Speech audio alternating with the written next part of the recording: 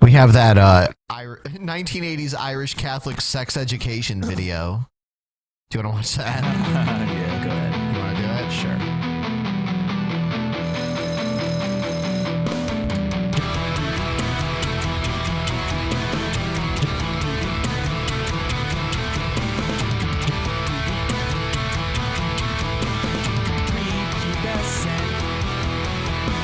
It's about time for me to start menstruation. It's time to learn about godly sex in the bedroom of a married couple. Godly sex is the best kind of sex. When Jesus smiles on your sex, it's great. Godly sex is the best kind of sex. When Jesus smiles on your sex, it's great.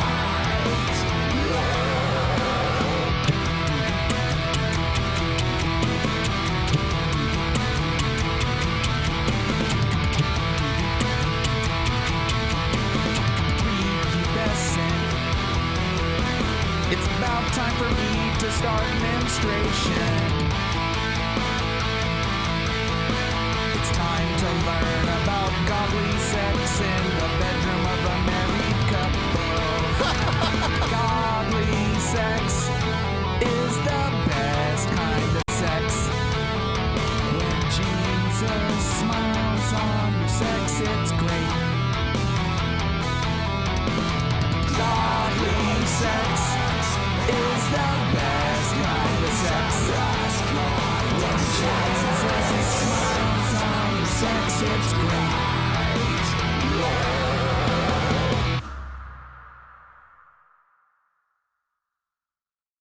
You are about to experience the Drunken Peasants podcast, the greatest podcast in human history. Please recognize that this podcast is designed to be amusing and entertaining, and thus we engage in satirical comments, exaggerations, and even dirty jokes. If you are offended by such things, please go away and die. If you enjoy this podcast, we ask that you help to support its existence by contributing to our Patreon at patreon.com/DP. Contributors get regular access to monthly private shows, special commentaries, Google Hangouts with the peasants, and more. If you don't want to do that, you can also support the show by visiting audibletrial.com/Drunken Peasants to get a free audiobook and access to over 150,000 audiobook titles, including great selections on science and skepticism. And if you shop on Amazon.com, we strongly urge you to use one of the Amazon affiliate links in the description section of our videos. You can help support the show simply by using our link to buy things you were going to buy anyway. Now that we've got all that shit out of the way, sit back and enjoy the show.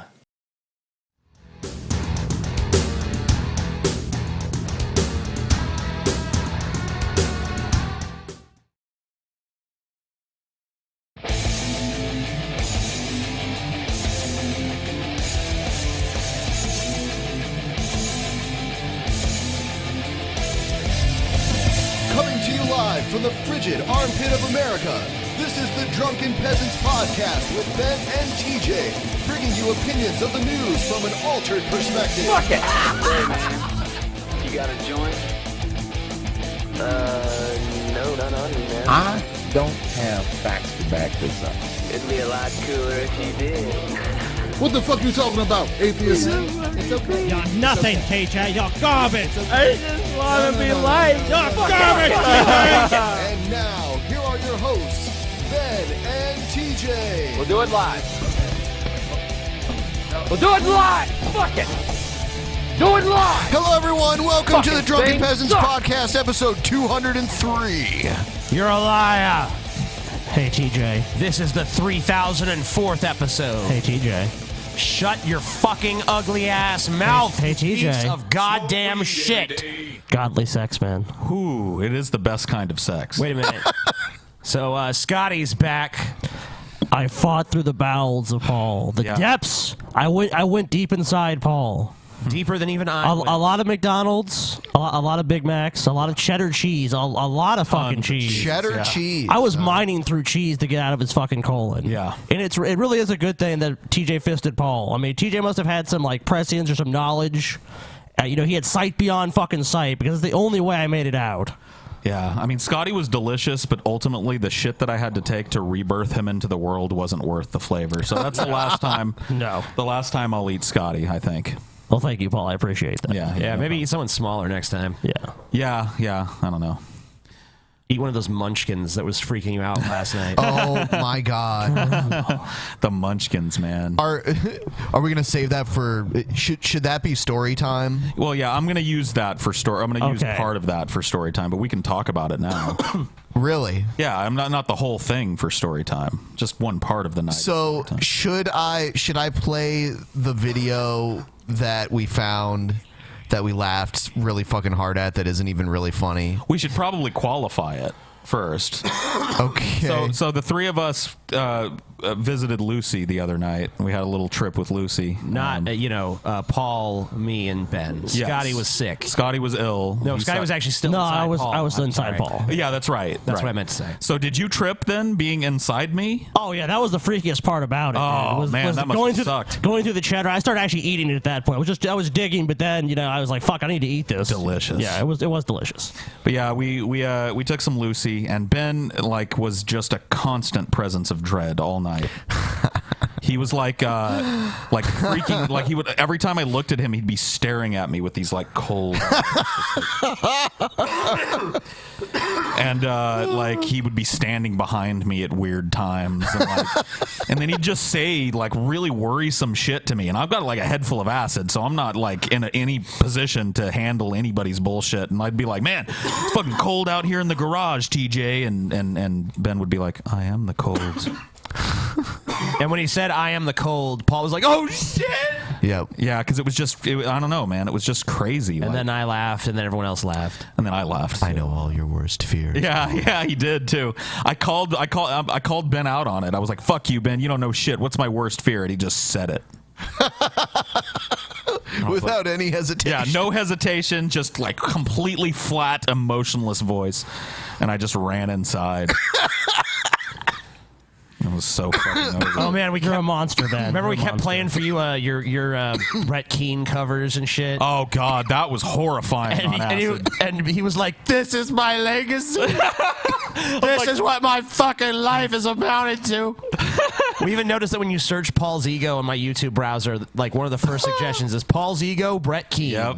And I just can't separate myself from it. I was like, in 100 years from now, when nobody remembers me, if anybody searches my name, this is what they're gonna see: me singing like a manatee. Apparently he hated someone named Brett Keane. Yeah. And TJ was searching for random words. Gerbo is a fun one. Also jizz. Yeah, I searched for jizz. Yeah, we spent like 45 minutes going down the rabbit hole of TJ just searching for jizz on YouTube. But then we found a weird video. How did you find it again? I typed in some kind of crazy random word that turned out to be an African word or something, and we found this, and on acid it was hilarious. Probably not now, but do you want to see it? Yeah, we should see it. Let's take a look. Play it. This is the most hilarious thing in the world. I mean, we died. We laughed so hard at this. And then I watched it today. I'm like, what was so funny? Yeah. All right, here it is. Show it to him.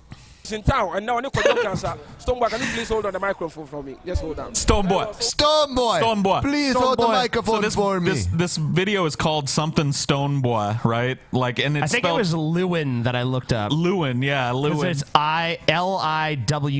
I think I looked that up. The dude in the yellow shirt was what got me. He's smiling so big. Yeah, if you play it a little more and just watch that guy, he's an infinite source of entertainment. Watch the dude in the yellow shirt. Stoneboy. Thank you, KTV. I'm in Kumasi to support the fan games. You know what I mean? This is supposed to be happening every year, and it's also happened this year, and it is my first time participating in this event. I'm so elated because you can only have love to give if you're responsible or if you're representing. Yeah, this is you guys on ass because I'm watching this. It's just like, okay. Oh my god, dude, this is some random. Most like hilarious. This is like you guys playing a random video. I'm like, oh my god, this is fucking funny. And I'm like, no. No, it's just I don't know what it really. was, dude. It was just like I know what it was. It's called acid. And then Stone Boy. TJ searched for gerbo, yeah. and that, it was like every time you made up a word, we ended up in some slum-ridden area of the planet. It's like, oh, now we're in fucking Liberia, and we're watching shoeless children dance in the street to some horrible music. And then he'd search for like some other thing, and we'd be in fucking Scandinavia, but like at a homeless encampment. Like it was just like he was like the dregs of society. Every time he searched, he was just making up words like gerbo. Gerbo. Fucking gerbo, dude. Yeah, so Stone Boy, hold the mic. Stone Boy, why you all so happy, man? Stone Boy, because he's Stone Boy. Listen to me, man. Frown or something. You're scaring me. Stone Boy, hold the mic. He's so dark, too. His teeth are so shiny and white, and he's just he's so happy to be doing. The racism just comes out so quick. I'm just saying, like, it just is such a fucking racist. The Paul. contrast of his face is ban amazing. fucking Paul for his racism. SJWs come out of the woodwork. Ban this motherfucker from YouTube. Get rid of him. Paul's first observation: he's dark. He is dark. He's a dark. Black. If it was night, the only way you'd see him is if he smiled. I didn't even notice before they I were took black your wallet. until Paul pointed it out. Yeah. At occasions like this, you get me. Big ups to my friend here, Lil Wayne. All of the celebrities, all of the footballers. Lewin, Stone Boy, and Our Lewin. audience is sitting stone faced like, what the fuck are these guys is talking going about? on? Whatever. All these people. I think they all understand, and you're the only one that doesn't get Yeah, it. Scotty. I don't think so, Ben. You're a heretic. Don't think so, Ben. You're a fucking heretic. Just trying to justify yourself, Ben. That's fine, though. I'm justifying all people. of us. People understand you, Ben. We all know your game, buddy. Stone Boy. What do you mean my game? Your game, your video this. game underground game, Ben. Never mind. All right, never mind. Video game underground. All right, never mind, Ben. That's right. We made that deal. You're right. Underground. I fully endorse video game underground. But Ben has nothing to do with it. Oh, not a Or Jim troll. Ass. Video Game Underground should get Stone Boy and Lewin to do their next video. Their next commercial. Yo, Stone Boy, tell everybody about it. No, first hear from my friend Lewin. He just smiles. That's right, Lewin. Video Game Underground. The best video games in town, Stone Boy. What you think about that, Lewin? He smiles. He smiles some more. Yeah, that's right. I love Lewin, man. Lewin. He's so happy. He's so happy to be there. Look at him. You wish you felt that sort of happiness just once in your life. Yeah, like the same happiness that those munchkins were feeling when they were doing their little munchkin dance in the Wizard of Oz. Oh, yeah, that was, well, is that the part you're going to tell? No, I'm not telling that. Okay, because that was the point where Paul literally almost went insane. Yeah. I flirted with the idea of going completely mad because we were watching the dark side of the rainbow. Yeah, it was, where Dark Side of the Moon synced to Wizard of Oz. Anyone who hasn't watched that, by the way, check it out. It's legit. But, man, when the Munchkin scene happened and they're fucking dancing around and shit, Paul was like, oh my God, what is this? What is this?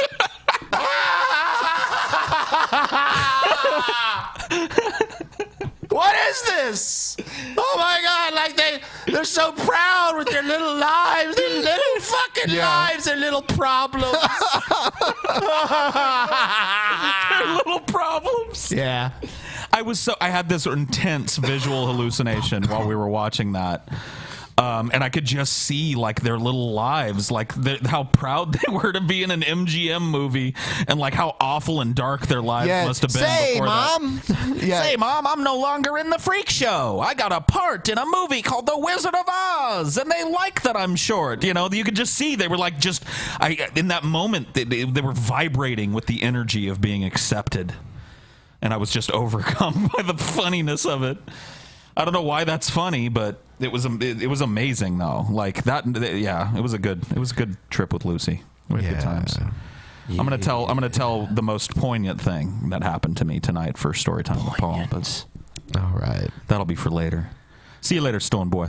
Stone Boy, take the mic. All right.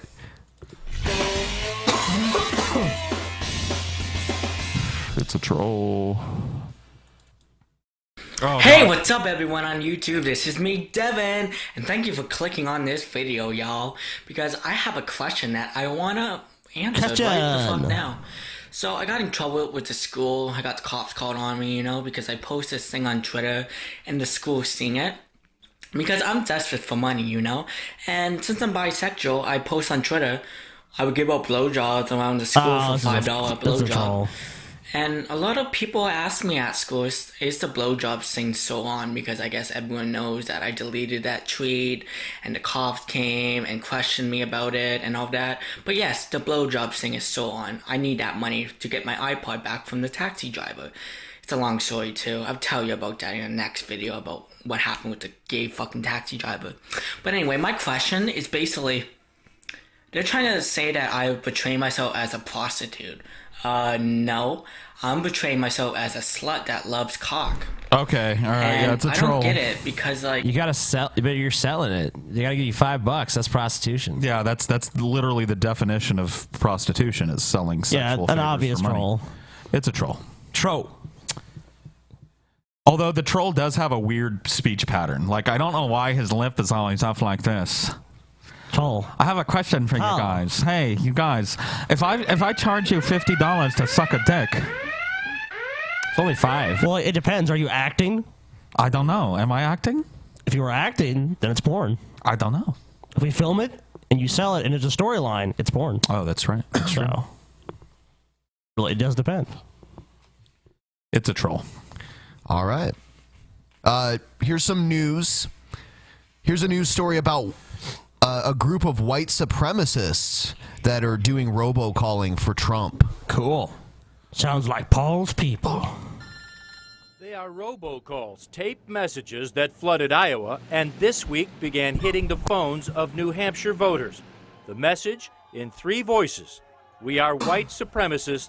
Donald Trump is our man. The American National Super Could you PAC imagine a makes this worse call to endorsement? support Donald Trump. We don't need Muslims. We need smart, well-educated white people. Are we sure this is like real what? white supremacists and not like, you know, Yeah, some Democrat shit or like one of his political rivals? Yeah. And the Republicans, like Rubio is paying for them to do this or some shit, you know? Well, his super like anti-immigrant stance really does kind of fit white supremacy, though. True. So at least it's plausible that this could. You guys ever see the footage of like I think it was like Al Jazeera went to like it was back when McCain was running like there was a Sarah Palin McCain rally and they were just all like fuck niggers, fuck like send them all back, the Mexicans, build the wall, and like it wasn't like they weren't hiding it, it was out in the open. So it's not much of a stretch for the rhetoric Donald Trump has produced for people like this to support him. It's not really. Yeah, I remember watching a Sarah Palin rally video, and there was like this old man. He's like, "I ain't never gonna be no Negra president,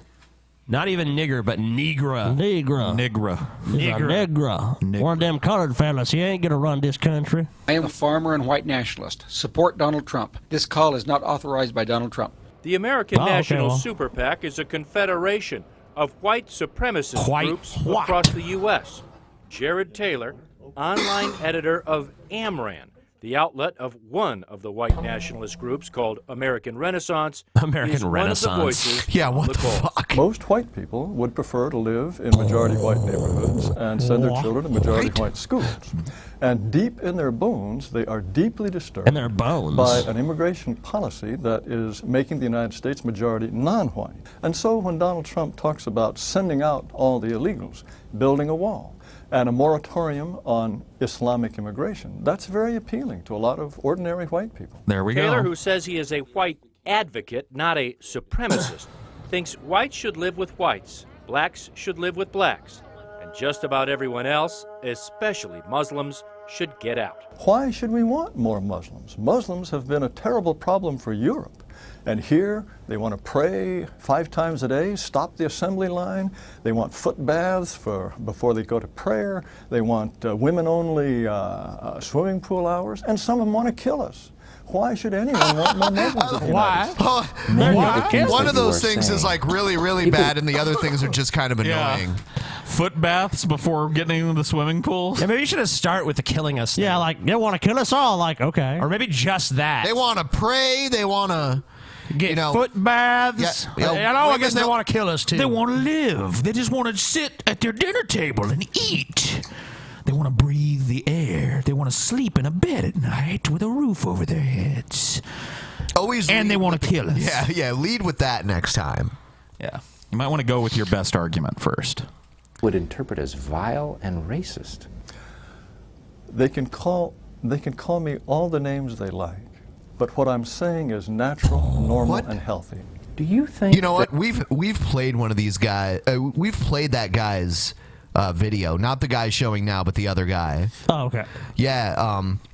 We made fun of how he always said white. We watched him on the private show. He talked about the difference between black brains and white brains. Okay. That's Remember right. that? Yeah. I was wondering where I'd heard this dick before. Yep. White. So he's into like pseudoscience about the intelligence. I want you to see it in like Django Unchained or something. Yeah. That Donald Trump.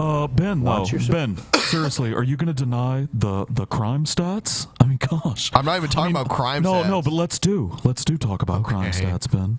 Don't ask why. Why don't you want to talk about the stats, Ben? He must be a beta male. I mean, come on.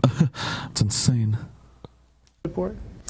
I don't know whether he wants it or not. I think he wants support from everyone. Whether or not he would agree with me is an entirely other matter. Remember, it is I who am supporting Donald Trump, not Donald Trump who's supporting me.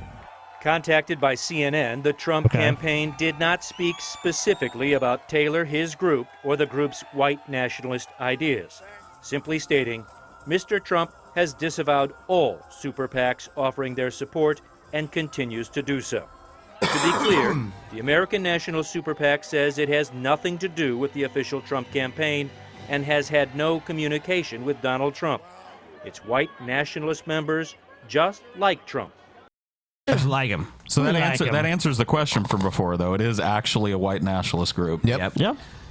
And they are turned on by Trump's immigration policy. American And is anyone surprised? I think it's the hair, really. Oh, it's the hair. But, it has nothing to do with that. I mean, yeah, that's like a bonus. But I mean, they look at his hair and it's like, God damn, it's some sexy fucking hair. And are willing to support him, whether the candidate welcomes them or not. Just to button this up. Yes. He's playing Twisted Sister at his rallies. Right. Donald Trump's your man. Well, he is the best man so far. Drew Griffin, CNN, So Washington. far, I mean, they've already had the fucking first primaries. So. Until we figure out a way to reanimate Hitler, Trump is the best guy. Does Cruz need to be like, and by the way, I'm now more radical on immigration than Trump? I mean, I guess it could happen. I don't know. Trump wants to deport them. I say just fucking throw them all in the Grand Canyon. Right. Well, rounding them up in one spot is the first, part of pushing them all into a big pit filled with fire. So Trump's on the right path, at least. Last night I was watching the debate and between Hillary and Bernie. Yeah. And Hillary said something that made me laugh. She was like, I've been around a long time and there's almost nothing that you guys don't already know about me. Yeah, that is pretty weird. Yeah, because TJ's always like, we don't know anything about her. I still feel that way. And she's putting it out there that she's transparent. Oh, yeah. Yep. Her ploys are transparent. Yeah, she's transparently run by focus group. Yeah, she's a demagogue, sure, yeah.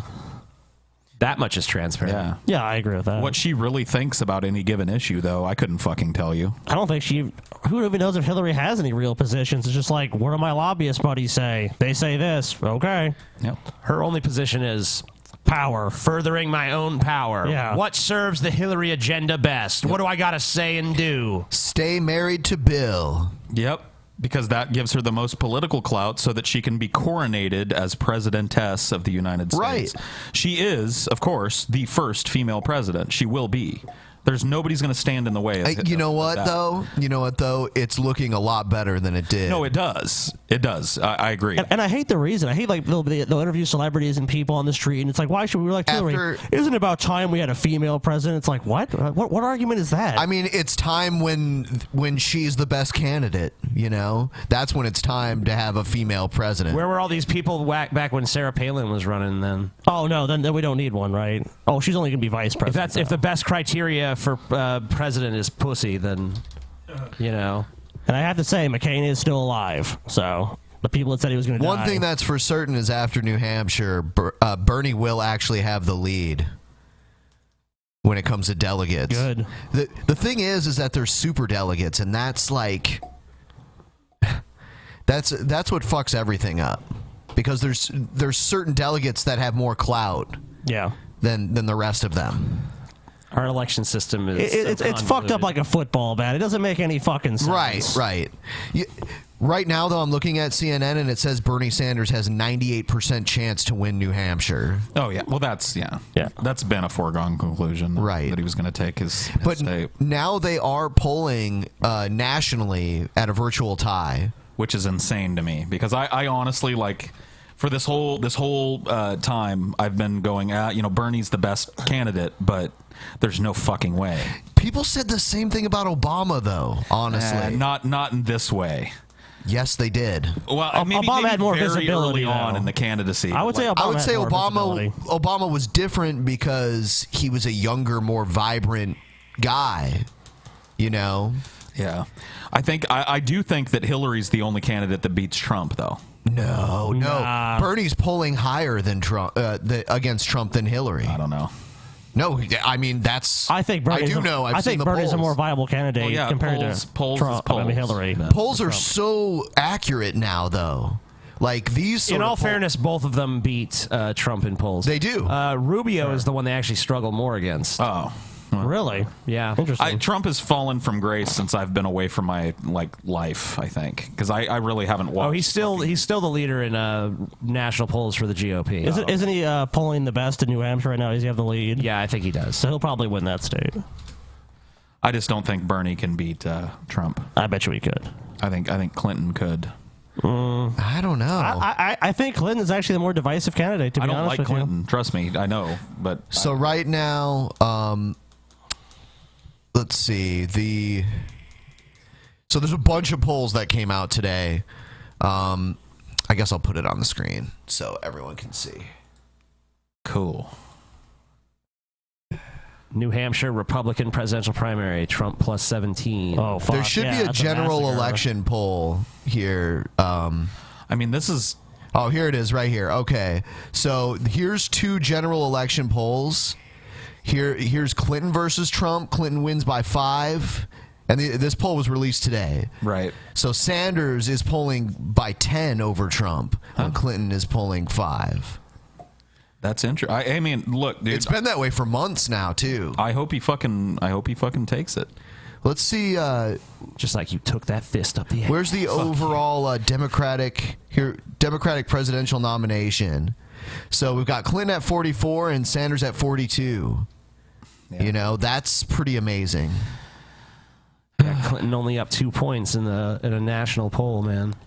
It's crazy shit. I mean, it's really surprising. You look at the media coverage, which is all like, burn. You know, Sanders is a starry-eyed idealist. The real pragmatist is Hillary, who's actually going to get shit done. Yeah, like it's like you said earlier, Scotty. Barack Obama campaigned on change. Hillary Clinton basically campaigns on like, wouldn't it be nice if we could change shit? Nope. Too bad we can't. Yeah, we can't. Vote for me. I'm gonna try. You know, the most fucked up thing is that Obama pretty much showed that you don't really need to do what you said you were going to do, you know, to like get reelected even. I wonder what if Bernie does win, I wonder what he's going to do when they show him the folder. The folder, yeah. Yeah, my friend Brian has this theory that when a president is inaugurated, right after the inauguration, they're immediately taken to like a bunker under the White House and shown a folder that has like the truth about all this bullshit. Whether we landed on the moon, who killed Kennedy, UFOs, Bigfoot, Hitler. Doesn't it remind you of that Bill Hicks bit where he's like they show you the that was like roll the film. Kennedy assassination from an angle you've never seen before. What's my agenda? Maybe he stole it from Bill. Probably did a little bit. There's also something like that in one of the National Treasure movies. They like find this book hidden in the National Archive. I watched this. Yeah, the President's Book of Secrets or some shit. Yep, and, that's what it is. But his whole thing is that this is what happens though. They show the president. I'm sure he's that's why by the end of his first term, the president always looks like 10 years older. I'm sure he's given a briefing of classified information. No doubt about that. Oh sure. All the time. They show him up. It's like, all right, so here's the real deal. The planet's controlled by reptilians, and we pretty much just do what they say. Yeah, there are Freemasons or there are tears. Yeah, that's it. you know, pretty much we just acquiesce to their agenda in all things. You're just a figurehead. Yeah, And how do we- this is a show for the plebs. And how do we put this to you? The last president that took issue with this, his name was Kennedy. Do we need to say more? Welcome to the Oval Office, by the way, Mr. President. This will be the place that you sit and take your orders from Sissis Slith, the head of the reptilian overlords. Sissis Slith Of the Reptilian High Council. Don't mispronounce their names. Sissis Slith. See, the big thing that's going to decide this are the big Democratic states like California and New York. Yeah. Which way those go? Those are huge states.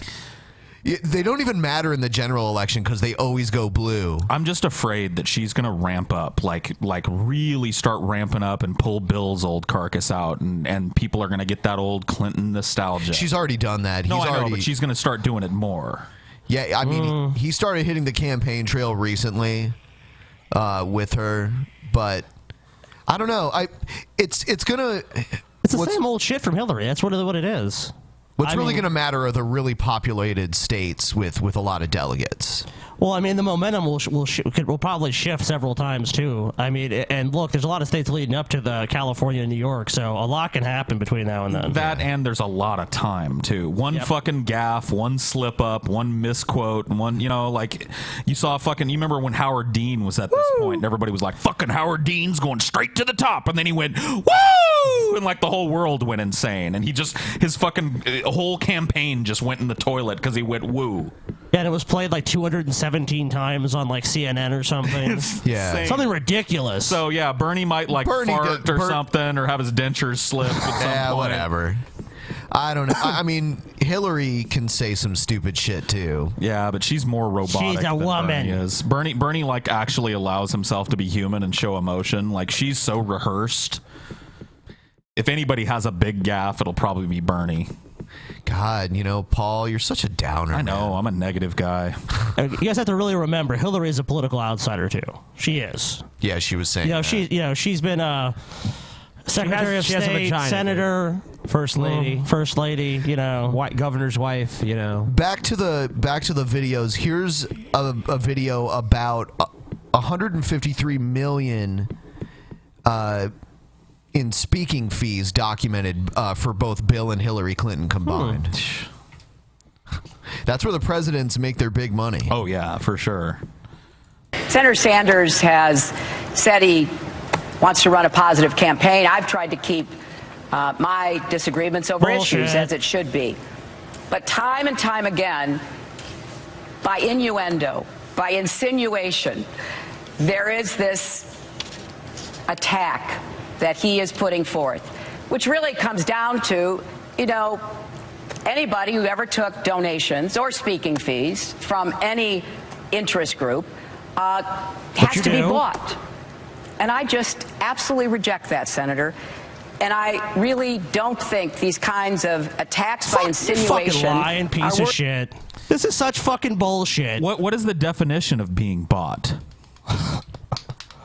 Doesn't that mean that somebody pays you to say something?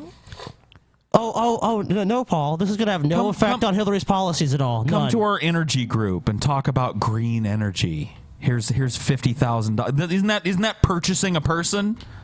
No. Only it's more like $600,000. Right. I'm sorry. I'm thinking like an actual human being, where $50,000 would be like a life-changing sum of money. No, it's it's closer to $1 million probably for some of these speaking engagements. And for what? So they can talk. Yeah. I was president. Here's my opinion. And when somebody, and I'm sure when some focus group gives you such an absurd amount of money to do something as easy as come and give a 20-minute talk, you don't feel beholden to them as a politician if they come knocking on your door as the president and go, "Hey, Hillary, how's it going? Yeah, so-and-so from Green Energy Solutions. You remember that $600,000 fucking check we cut you? Yeah, we'd like you to come out in favor of this new solar panel." Remember the Whitewater scandal? That was back when Bill was president, and him and Hillary were under investigation for some sort of land deal, Yeah, wasn't it? it was some like a kind of land tax dodge on a big land sale that they made, and Which like they probably did. They were phoned. I mean, I don't know if it ever went to trial, but they never got into trouble. Yeah, and there's all kinds of other shady shit too about the Clinton Foundation. Like the way it funnels money to different groups is not like, I don't know. I don't know. Like she is saying here that a lot of it is like rumor and insinuation. I want to funnel a bunch of money to the Moonlight Bunny Ranch in Las Vegas, Nevada. I can at least respect that. Yeah, that's not so bad. And enough is enough. If you've got something to say, say it directly, but you will not find that I ever changed a view or a vote because of any donation lie that I you're ever such received. a liar. And I have stood up and I have represented all the shit. Fuck you, sycophants. And Quit I'm very sucking proud Hillary's of that. dick. So I think it's time to end the very artful smear that you and your campaign have been carrying out in recent weeks. And let's talk about the issues. Let's talk about the issues that divide us. That is an issue. The greed of Wall Street is is not a fucking American issue. Fuck you, you fucking shill. Yeah, seriously, like she's acting like money in politics isn't an issue. Like we've got two choices here. We've got Hillary Clinton, who takes checks from fucking oil companies, Goldman Sachs, and special interests and banking lobbies, and we've got Bernie, who doesn't. Like whether or not she's changed a vote, and I do believe that that's a lie. I think she probably It is has a lie. been Oh, influenced total by lie. money. But let's say she hasn't. But you've got two choices. One of them freely takes checks from the corporations that are sucking this country dry, and one of them doesn't. Which way are you going to go? Yep. Agree with I wanna campaign see what he finance says. reform. Let's talk about issues. I worked hard for McCain-Feingold. I want to reverse Citizens United. Let's talk about and so issues. Let's talk about issues. Let's talk about issues. All right, let's talk about why in the 1990s Wall Street got deregulated. Did it have anything to do with the fact that Wall Street spent billions of dollars on lobbying and campaign contributions? Well, some people might think, yeah, that had some influence. There is a reason why these people are putting huge amounts of money into our political system. No, they just like And in Hillary. my That's view, it. it is undermining American democracy, and it is allowing Congress to represent wealthy campaign contributors and not the working families of this country.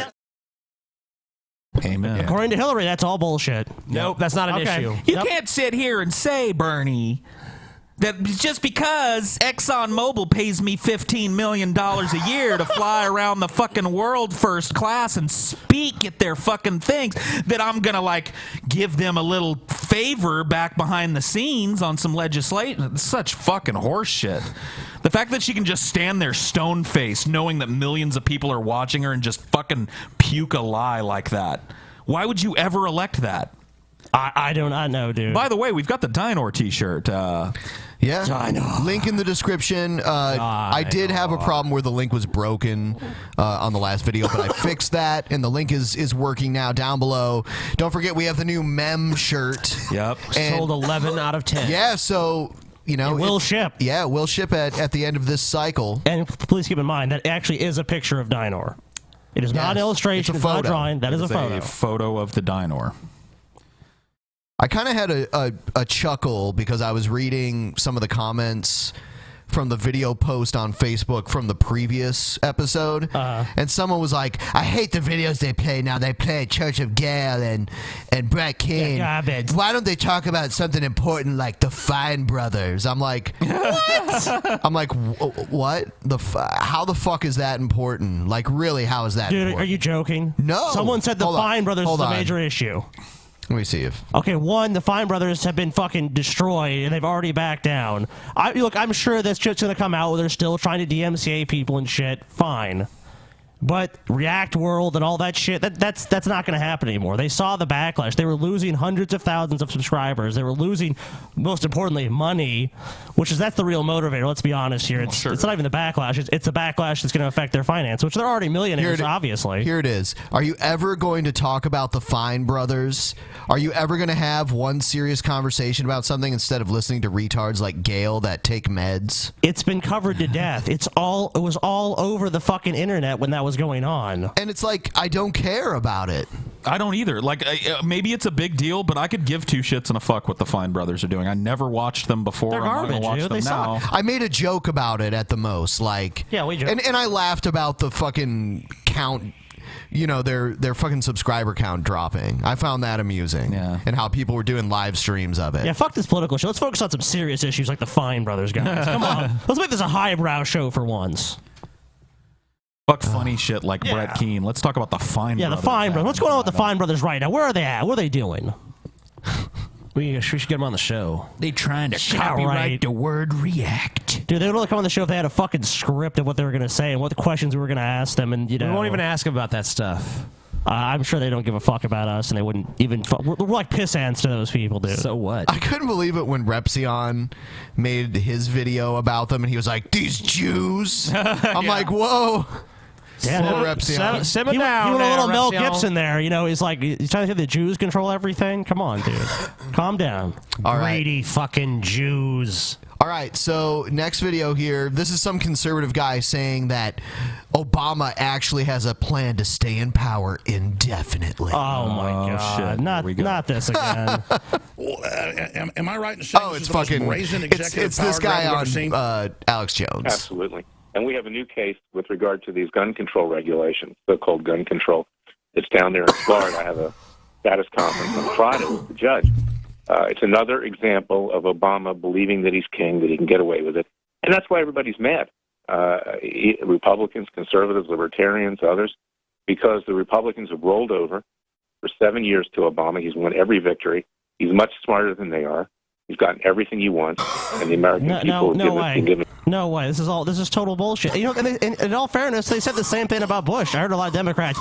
Bush is going to declare himself dictator for life and just rule over America. That was a very, very like small, brief little thing.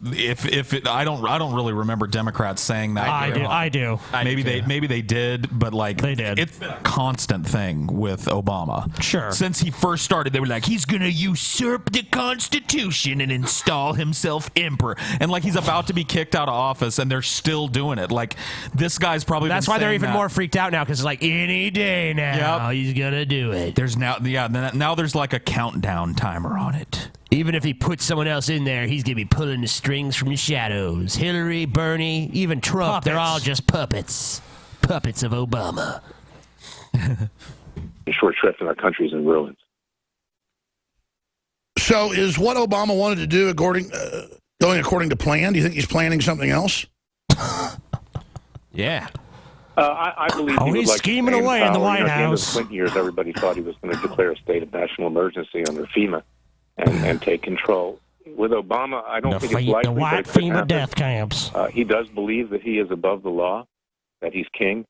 I hope that does not happen, but the country's in such a bad shape right now that he could try almost anything. And Well, I was about to say, we know the preparations went on under Clinton. That came out in Congress. The military told us about it. They were testing the waters. Under Obama, the expansion to prepare basically a civil war against the Patriots has been unprecedented. But I think the establishment realizes that's not going to go over too well, in my view, Larry. No, I don't think so, Alex. But, you and I, sorry, dude. Obama it's right has behind my fucking diverse head. list It's all of good. people that he considers to be adverse to him. I'm sure you and I are charter members of that, and others in this. Oh, it's come out in the news, we are. Oh, so Alex Jones is first to get rounded up for the white FEMA death camp, huh? Sweet. Well, maybe he'll have a good room at least. I'm willing. If Obama does take over, I'm willing to be a Obama propagandist. Are you going to go in and round up whites, TJ? Like, I never liked white people. Anyway. Just round them up. I'll report my fellow white people. You're such a race traitor. Yeah, it's pretty cool. We're gonna call this person that you can abuse, TJ. All right. Holy shit, man. Hello. How are you? Turn down the stream. Turn down the stream, you fucking moron. And listen to Queen. Hey, shut up. I fucking did it. No, you didn't. You shut up. I did. You're insane. So who the fuck is this guy? The name's Vinicius the Humble. How you doing? Good. That was a terrible intro. Yeah. I am Vinicius. My name is Vinicius the Humble. How are you? Yeah, if you were a king or something, you could get away with that, the second name thing, but you're not, so I'm afraid. Unless you're king of somewhere else. Are you king of some small third world country or something? Yes, I am indeed, actually. Okay. I back off. How have the people not revolted against you? Because I'm a very benevolent king. Oh, you are the humble. That is true. Yes, He's a very benevolent king. Nah, you'd be dead. This is bullshit. You have to be a ruthless dictator to rule a third world country. Come on, we all know that. King is a two-syllable word when he says it. But okay. Oh, so that's what you're ruthless as you need to be, but once they think you're a benevolent king, it all works out. King. So are you actually telling us you're actually the leader of North Korea? Is what you're saying? Oh God, no! I'm not that fat jackass. I don't know. I mean, oh my God, Scotty, he called you a jackass. No, not you. No, Scotty, he's calling you a jackass. I think that's what he's doing. He said, "I'm not that fat, jackass." Yeah, Scotty. He's got a problem with you. I can see it in his eyes. He's got a problem with you. Kick his ass, I can see he's got a problem with you. Talk some smack talk to this guy, Scotty. You got a problem with me, man? You want to take this outside, buddy? Want to take this outside, buddy? We take this outside. I'll tell you one thing. I'm going to take my drink. I'm going to have a Jack and Coke double. You're going to pay for it, too. We're going to walk outside. I'm going to knock your bitch ass out, and I'm going to finish my drink. And then I'm going to go back. Oh, man, what's you king of nothing, bitch? You king of nothing. I'm about to be king. What you do? You're going to abdicate after you see me walk in the room, bitch. I don't even need these fucking glasses. They're just there to throw people off, motherfucker. Oh shit! Oh shit! He's getting fucking serious. Fucked us, dude. He's getting fucking serious. The whole time I thought he needed those glasses, but actually it turns out he doesn't. That's like an M. Night Shyamalan fucking twist, dude. Well, it's not that hard to be more talented than he is. That's fair. We just finished watching Shyamalan month on the Nostalgia Critics channel, and I have to agree with you. If you have a pulse and you can write anything, TJ actually showed me Lady in the Water, and I could not believe, the message of the movie was like, M. Night Shyamalan himself, the writer of the story, is the chosen one. Yes. To bring about cataclysmic change to the U.S. And then he'll be a martyr. He's going to be martyred for it too. Believe it or not, there's one person on the planet that actually likes that movie. Who? You. No, I don't. They should be executed. They should be fucking executed. I know of a person I'm not even who likes joking. it. I know of a person who likes There's it. gotta be somebody. There is. Penn Jillette. Penn Jillette likes that movie. Dude, if I ever meet Penn Jillette, I'm gonna tell him he's a fucking idiot to his face. He seriously is a fucking moron. I agree with you because that movie is shit. Ugh, what the hell is that? Wow, Siri would blush at that. Siri would freak All out right, now. we're gonna watch some videos here. Why? Just talk to this interesting fellow. We're talking to a king here. All right, moving on. Glenn Beck warns that journalists will soon be murdered in the streets. If they start with Glenn Beck. Honestly, the way that journalism has been going lately, I don't care. Do it.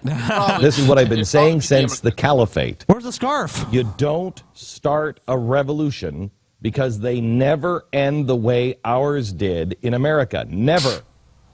The people who started and encouraged the revolution is the same Democrats that spoke highly of Occupy Wall Street. You know that Hillary Clinton spoke highly of Occupy Wall Street. Barack Obama spoke highly of Occupy. They all did. Yes. Those people were revolutionaries. We warned you at the time you can't play with matches. And so these same people who were encouraging the revolution are now looking and saying, wait a minute, it slipped through the fingers. What did I say about the Egyptian revolution when they all said that this was going to be a glorious Jeffersonian revolution? I said, it never ends with the people who start it. The people who are at the top that pour the gasoline and light the flames and use the masses, those people who pour the gasoline, except for the American Revolution, are never the people who control it in the end. So now, Chris Matthews, who is all for the glorious revolution on the streets of Occupy Wall Street, is now saying, how do you stop it? Because he's realizing the people like him who started it are not going to be the ones in control. I don't understand what he's talking about. Occupy Wall Street's been dead forever. Yeah, I'm sorry. I would be commenting more, but like this is delusional bullshit. I'm just perplexed. I don't even know what to get into. None of it makes sense. It's like your typical Glenn Beck rant. He's just touching on like these little touchstones of his. One of them happens to be Occupy. Like what Jeffersonian? He's like they said it would be a glorious Jeffersonian revolution. No one said that. Nobody ever said that, number one. And I don't even know if he's talking about Occupy or he's talking about the Islamic Revolution or the Arab Spring. I don't even, because he's brought all this shit up and just thrown it into the bowl and blended it up into a big garbage fucking word milkshake. You know what it is, Paul? This is the filler. I'm sorry to interrupt you. This is the fucking filler so he can sell his bullshit. I honestly believe that. This is the content is the filler and the real meat is the shit he wants you to buy. Yeah. Right. They now want something different than his goals were. I'll pause it. Go ahead. Oh, sorry. I thought it was because I was drunk that I didn't get it. So it's a good thing to know that you guys. No, I don't. Not at all. I have no idea what the fuck he's talking about, dude. So there's your first question, and I hate to say I told you so, but bring the scarf I told back, you Glenn. so. Come on, dude. And I want to say something else. Fucking diet. Right now, I know that there are people who literally go in and out of lockdown. They are news people who literally are going into lockdown. What does that mean? Because of the threats against their lives. Who? This goes back to something I warned when I was at Fox. Okay. You people in the press better pay attention. Because a revolution is coming, and people are going to be so angry at what's going on and so angry at the press that they will pull you out of your seats. Do you remember me saying this? Mm-hmm. They will pull you out of your seats in your own studios and kill you in the streets. Okay, who's going to do this? Yeah, I don't even know. Trump? Yeah, is this a conservative revolution that you're talking about? Or is this a progressive... The progressive revolution that you're always aping up is this big giant problem. The SJW, I mean, like lynch mob. What group of people is going to go take journalists right out of their chairs and murder them in the street? I've seen that happen in countries like Turkey. I heard about stories like that in Turkey, but I haven't. I mean, I've heard there's some problems. I hope they start with Nancy Grace, dude. Nancy Grace. Well, is she really a journalist? No, but she's on the news. The news, kind of. Oh, she's not. She's on news. HLN TV. Yeah, just drag her out in the street, throw a rock on her head, and then, you know. She just like fine with this. Yeah, if they're gonna lynch someone, if it's Nancy Grace, I'm cool. Lynch Anderson Cooper. Have Wolf Sean Blitzer. Hannity. Wolf Blitzer gets eaten by an actual wolf. Yeah. Sean Hannity is water. Oh no, dude! They could do the medieval thing. They could starve 2 dogs and put them in a sack and throw them in a river. I don't want to hurt no dogs. Oh, okay. Well, I feel you on that one. Dogs will be fed. They won't be hurt. No, you got to throw them in a sack in the river. They'll drown. I mean, what if we just put them in the sack? What if we just put them in the sack and don't throw them in the river? I just say give them to starve some wolves. Starve some wolves for 3 days and then throw Wolf Blitzer in there. And Glenn Beck, no. Glenn Beck has to have 10 sticks of dynamite shoved up his ass and then lit. I think a hot poker would be better. You don't want to please him before he dies. Oh, he won't be pleased. Maybe he will. Maybe. Well, you said he was fucking Anderson Cooper. With the scarf he was wearing the whole frickin' time. Yeah, it doesn't matter, though. Trust me, I've had a fist in my ass, and 10 sticks of dynamite would not feel good. Shit. Oh, okay. Not to anybody. Not to anybody on the planet. And Coulter, we just throw in a meat grinder. Can we pretend like Trump is the journalist and just kill him too? Oh, he's going to be our glorious leader, so we can't do that. Yeah, we can't. Yeah, Trump is. What are you talking about? You're crazy, man. Trump is going to lead the revolution, dude. He's leading the revolution against the mainstream media. And that's, you know what? Because of that, it'll probably be Megyn Kelly that dies first. Oh, yeah, she's gone. True. Trump is just gonna give her to some ISIS. You know what? guys. He might not kill her. He might not kill her right away. He might parade her around the White House lawn, like he walks like a dog or something. Yeah, put her on like a leash, do some like weird. It's gonna be Romanesque. He's not gonna kill her until the time is right. He's gonna have like a triumph where he rides into D.C. and shit, and then they kill her. Yeah, like he rides in like a classic general's jacket on a white horse. Rupert Murdoch is crucified in Town Square in front of a raving million-strong audience. Do that even if he became normal pelted with feces till he just expires from exposure. At least the fall of America would be interesting if that happened. Yeah. Yeah, this whole killing all the journalists thing is not that bad of an idea, honestly. Let's start videos at that point. Thanks, Glenn Beck. Yeah, my channel will get very interesting as I get to recount how journalists are dying. Hopefully no one will consider me a journalist. Yeah, you'll make videos like 10 worst things about the death camps. It starts at that point. We are getting very close to that. All right. Oh, it's always right around the corner. Yo, come on, Glenn. We've been hearing this for the last 8 years. It's going to happen tomorrow. Any day. Pretty soon, guys. Everything's going to shit. Buy 20 years worth of food and invest in gold and firearms. Before we move on to the next segment, I want to talk to you about Gold Line. Yeah, Gold Line. Fucking Glenn Beck. A revolution is coming. The Muslims are going to take over. The people are going to start killing news people. So you better get yourself stocked up on meals ready to eat from doomsdayprepper.com. He says.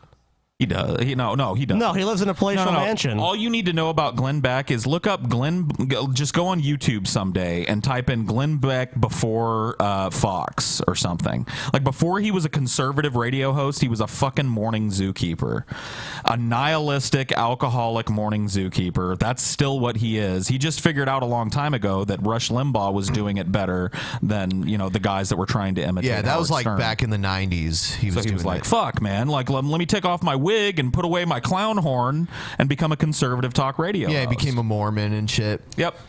Hey, man, TJ, you got to start doing that shit. That's where the real money is, apparently. I know. I'll figure it. I'll figure it out one day. I'll just say that I saw Jesus and he fucking told me what's what, and now I'm a conservative Christian. Oh, so you're gonna go like Road to Damascus? Yeah, and I stand for. Okay. I'll be like Saul. I'll turn my. Saul went to Paul. I'll go to like SJ or something. Just be blind one day, like, oh shit, Jesus was just too sexy for me. Couldn't handle this large cock. Fucking got blind. Lost my gag reflex. You told everybody like, dude, Jesus is fucking dick, dude, right? And it's like, okay, man, simmer down. You'd probably be a millionaire, TJ, if you credibly was like, Jesus delivered me from my bisexuality, and he delivered me from my wrong-headed progressive ideas. I saw the light of conservatism. But I'll keep one liberal position just to kind of make things interesting. Don't know which one though. Just say you're in favor of universal health care, like the Bible teaches to help everyone or something. Yeah, some shit like that. Yeah, I'll do that one. Too divisive. All right. Next video here. This is some politician getting a dildo thrown at him. Awesome. What a waste of a dildo. Absolutely. We always take something away from someone threw a dildo at a dildo. Awesome. I wasn't ready. Good Let's go. Did she throw That's fucking awesome. Dude, the balls. Yes, please, dude. The balls slapped him right in the lips. Absolutely. We always take something away from every meeting we have. What a thing of beauty. I don't know why I think that's so funny. Oh, yes. Eat a dick. Good That was the idea. We have a uniform? You have a uniform, yeah. It's for raping our country because of the TPPA and selling away our rights and our freedom. I did it for our country. I slapped him with a fucking dildo. Yeah. I think this was New Zealand or something. I don't know what the politics are or why she did this or whatever, but it's awesome. Yeah. People need to throw way more dildos at politicians. Yeah, throw a dildo at Trump. Yeah, seriously. Nah, I will support this. Bring a big floppy black dildo to the Trump conference and just fling it at him. Make him dodge black dicks in every city he goes to. That's awesome. I hope that happens because of us. All right, next one is Kenneth Copeland. He's a televangelist. He says here in this video that Ted Cruz has been called and anointed by God to be the next president. All right. Neat. Neat. Well, I guess the election's over. I believe with all my heart that his son is called and anointed to be the next president of the United States. Would you welcome Rafael Cruz to this platform? Glory to God. Come on, somebody. Praise God. Amen. I'm loving that separation of church and state. This disgusts me. Well, this is why we need to start taxing the churches. Oh yeah. Because this guy he's running a congregation, and he's standing up in front of a bunch of people and telling them that Ted Cruz is anointed of God to be the next president. So any of y'all out there thinking about voting for anybody else, you going against God. Yeah. I don't have a problem with him saying that, but he needs to pay his fucking taxes. Agreed. Tax the fucking churches immediately so that shit like this stops happening. Why aren't they taxed in the first place? Because of the separation of church and state. We stay out of your business, you stay out of ours. Except for during presidential election years, when we're all up your ass, stumping for our political candidate. They didn't say vote for him, Paul. He said he's anointed by God. Yeah, well, that's right. That's it, Paul. I mean, come on. They just strongly imply that if you vote for anyone but him, you're going against the will of God. Oh, yeah. And then they have his father in to speak to the church as if Rafael Cruz has anything to say about the Bible. Let's hear what he has to say. Let's see what the biblical message is. About the time that your family spent in prayer before making the announcement for running for president. Okay. Well, Kenneth, as I was sharing with you, my son Ted spent 6 months in prayer, 6 months seeking the Lord. Solid. 6 months he was just sitting around. Jesus, God, should I become president? He didn't stop one time for a teen titty film or two. No. 6 months of prayer. 6 solid months. Could you do that, Paul? No eating, no 6 sleeping, months just praying. of prayer. Once again, you notice that all they've talked about is Ted Cruz. Because this is a decision that had to come from the Lord. It had to be a direction from the Lord.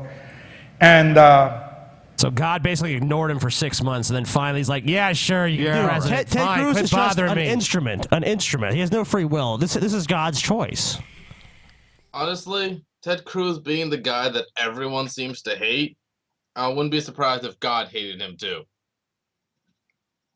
How the fuck is he still? If only there were a God to hate him. at the end of those 6 months, the whole family, we were at Ted's church in Houston. And after church, we went to the pastor's office. His senior staff was with us. We spent 2 hours on our knees. At his pastor's office. That's pretty kinky shit. God, they spent 2 hours on their fucking knees. What were they? I mean, come on, what were they really doing? Got a little more interesting. Oh yeah. And I remember the final word came from Ted's wife, from Heidi. And the word from the Lord was, "Seek my face, not my hand." And I'll tell you, as that word came, "Seek my face." So a vague sentence was uttered by his wife, and that was the sign. Yep, Seek my face, not my hand. God, no, actually what happened was God tore the roof off the building and looked down upon them and said, "Seek my face, not my hand." And Ted is like, "All right, I'm anointed to be president." Use your fist and not your mouth, TJ. Use your fist and not your mouth. It was as if a cloud of the Holy Spirit descending upon that room. Wow. And all of a sudden, we were all worshiping. We were chilling with The words that Jesus. came out from Ted's mouth were, "Here am I, Lord. Use me." Some of them want to So you know this guy basically wrote this down or just came up with this shit in his mind. Like, I'm going to tell these fucking simpletons this really elaborate story was like, we were all in prayer. And just like the words just came, it was almost like God was speaking through Ted himself. If you listen to the story, it's totally absurd. Yeah, they're all shrouded in sitting light. around, and all of a sudden they're worshiping. And then Ted speaks, "Here am I, Lord, use me." It's the most absurd story. No family functions like that. That's never happened to anybody in their life. But all these simpletons are out in the audience going, "Oh, Lord." They want that. They want that story. They want that specialness where God descends into a room and just takes control of the family and you're all spontaneously worshiping. But it never happened. It did. No way. You can't prove it didn't. Let your will be done. Here am I, Lord. Just total brokenness, And I'll tell you, I believe that God has raised him up for such a time as this. We are in the midst right now of the new birth of this nation. Yes, we are. We are in that time of the Word of God that was delivered in November of 2014. There's a new birth for America. There is a new birth for this nation. We had at the time. So, like, Satan prevailed for Obama to win or something? Is that what happened there? Like, Satan was too strong for those 8 years. Yep. And now God's back. Satan was in control. Yeah. God was asleep back in 2008. He figured, like, I'm sure America can handle this election on its own. And, of course, we elected Obama, and God showed up. He's like, Obama. I just love the language. America's going to be reborn. That's why God brought forth Ted Cruz, you know? The real chosen. He's going to restore America to its a former simpering greatness. rat was brought forth. That's kind of sad. Look at the absurd lengths that political candidates are willing to go to garner votes. This man Ted Cruz sends his fucking 75, 80-year-old father into a room of old white guys to touch him and pray to God. What about my entire family to act? We You are guys seeing see the that videos? awakening. We are seeing a Bullshit. sweeping of the move of the Spirit of I mean, God how is this any from different coast than, to like, coast? you know, showing up somewhere and being like, guys, I talked to the Leprechaun King last night. He appeared before me carrying a pot of gold, and he told me that I am anointed by the Leprechaun Guild as the future president of this country.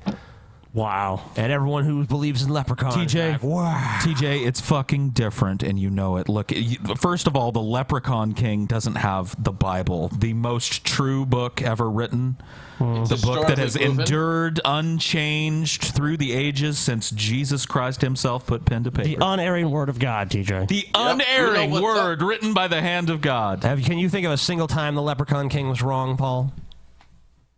If it's contrary to God, then every time. All over this nation. Father, we thank you for all that you are doing in the midst of it, and thank you that we are being swept up in the glory of God over this nation.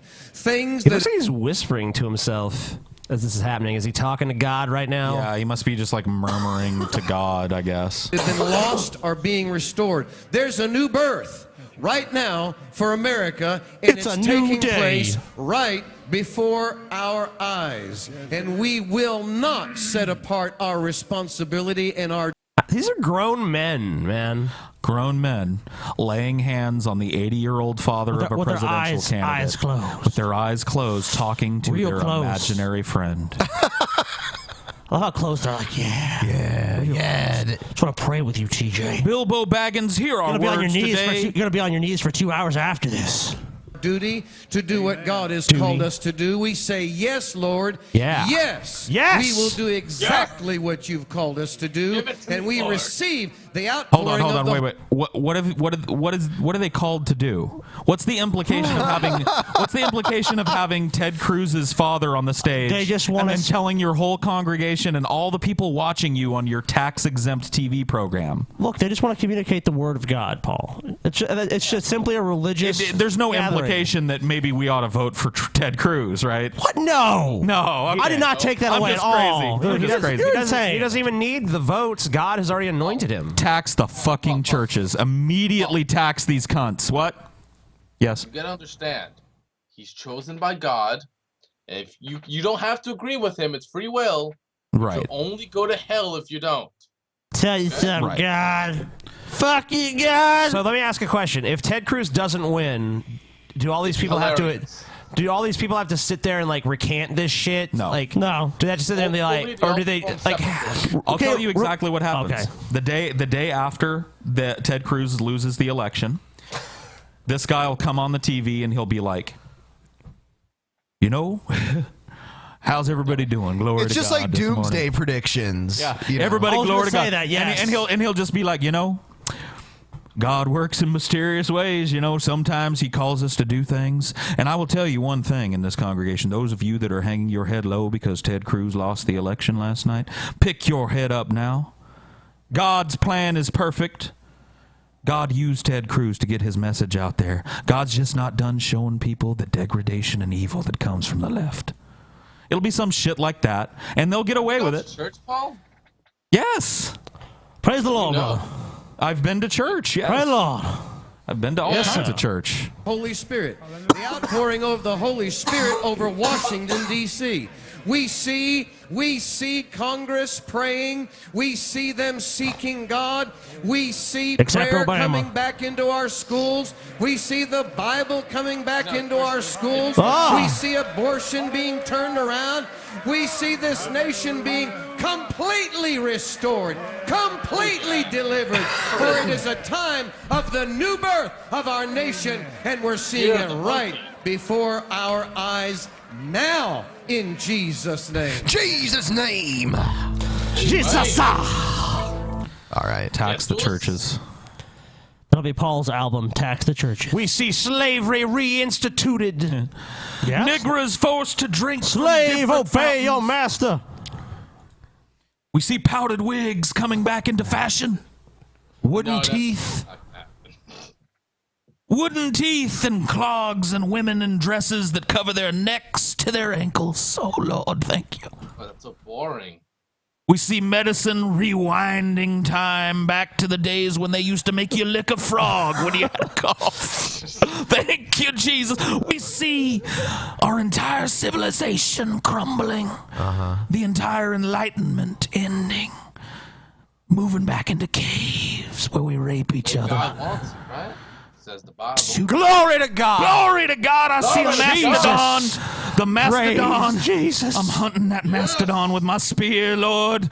Oh, and I'm going to die at 22 from a preventable illness. Paul. We were going to go ahead and do the mail segment, but we don't really have enough mail. So we're going to put up our P.O. box here on the screen. Nice. TJ. The Drunken Peasants, P.O. Box 767, Dublin, Ohio 43001. You want your shit to be on the show? And I wanted to throw out there that I'll go ahead and open the boxes from now on just to make sure, because TJ doesn't even open everything in the box, and he doesn't read the letter, and he tears things up. He just wants to shit inside. He's just a disaster. He's just a disaster. Agreed. Yeah. I don't agree. Fuck y'all. Fuck y'all. Fuck y'all, motherfuckers. Another thing. I will, man. We don't have the details yet, but DP is coming to Cleveland. Yeah. In 2 weeks. In 2 weeks, DP is coming to Cleveland. It's better than Detroit. I don't know what that is. And we're going to celebrate TJ's birthday. So if you want to come out and give TJ presents and buy him drinks, then... Worship the very ground he walks on. Yeah. Don't people already?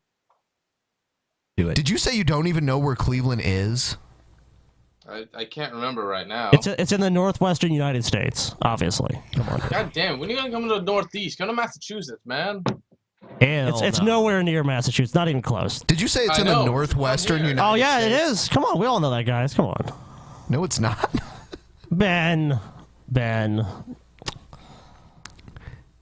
Cleveland, huh? It's not Detroit. You can interact with all the fun SJWs up here in Massachusetts with all the colleges. No thanks. No, thanks. No. I think we're good. Yeah, it's a piece of shit. I know. And I, sadly, will be heading back to Texas. Next Thursday. Sadly, Paul. Fuck you, Ben. Sadly. Texas. I thought it was in California. No. No longer. You're not up on the Paul's ego lore. You need to read up, dude. With the new 11-year-old. It was. Yeah. Well, I left my wife for an 11-year-old. Blah blah blah. Moved to Texas. Okay, I got yada a yada. 12-year-old, so it's all good. Oh, okay, cool. Yeah, it's wrong. He's giving you, Paul. I take it. He's giving you a year. Just so you know, my girlfriend is actually 22. 12? Yeah, she's Okay, 22. mine's just- how old are you? He's I think talking to she's his wall. 18, so she'll He's be talking all to his good. wall right now. How old are you, Wall? You think she's 18? Have you seen an ID? How old are you, girl, that no one else can hear or see? All right. Come on, Bay. Bay! Come on, Bay.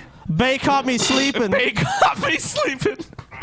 If he drags a real doll into the frame, I'm gonna fucking die. That'd be Yeah, awesome. if his blow up doll appears, yeah, I agree. Is he gonna have a fake fight with his fake girlfriend too? He's arguing with his wall right now. Come on. Ben is sick, y'all. Ben is dying right now. Thanks to TJ. Ben just had like 30 sneezes in a row. TJ, you got us all fucking sick, you piece of fucking It happens shit. every time. It happens every fucking time. I know, dude. TJ gets sick first, and then everyone else gets sick. Ashley was sick first. Okay. No, that wasn't Ashley's I'm not illness. talking about. I'm talking about out of us. Who's the one with the weak ass immune system? I don't know, Ben. Dude, you always get bronchitis because you fucking smoke cigarettes. Come on, you fucking know it's you, dude. You know it. It ain't me. Fuck y'all.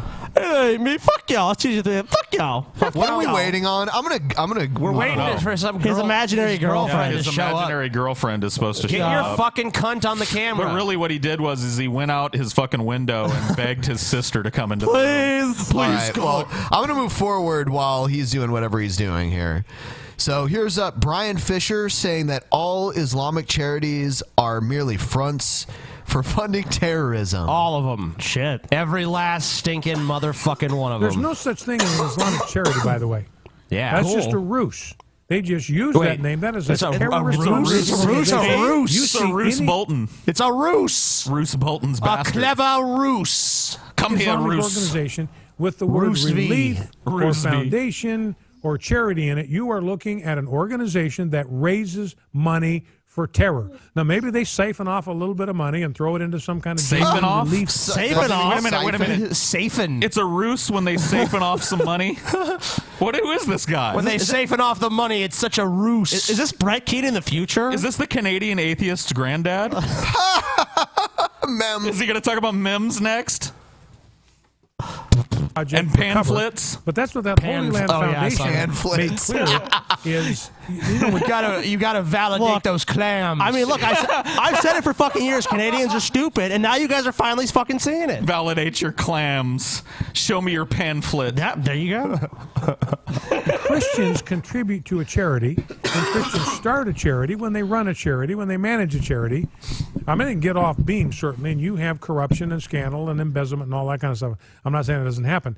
But the driving energy behind a Christian charity is to actually provide charitable relief to needy people. That's why it exists. That's why you start it. Now, maybe you lose focus somewhere along the line as it grows and whatever. I'm not saying it doesn't happen. But the mission of that from the very beginning is to provide relief to needy people. In the Islamic world, it's completely different. When a foundation, a charity is started, its purpose is to finance jihad. That is its mission.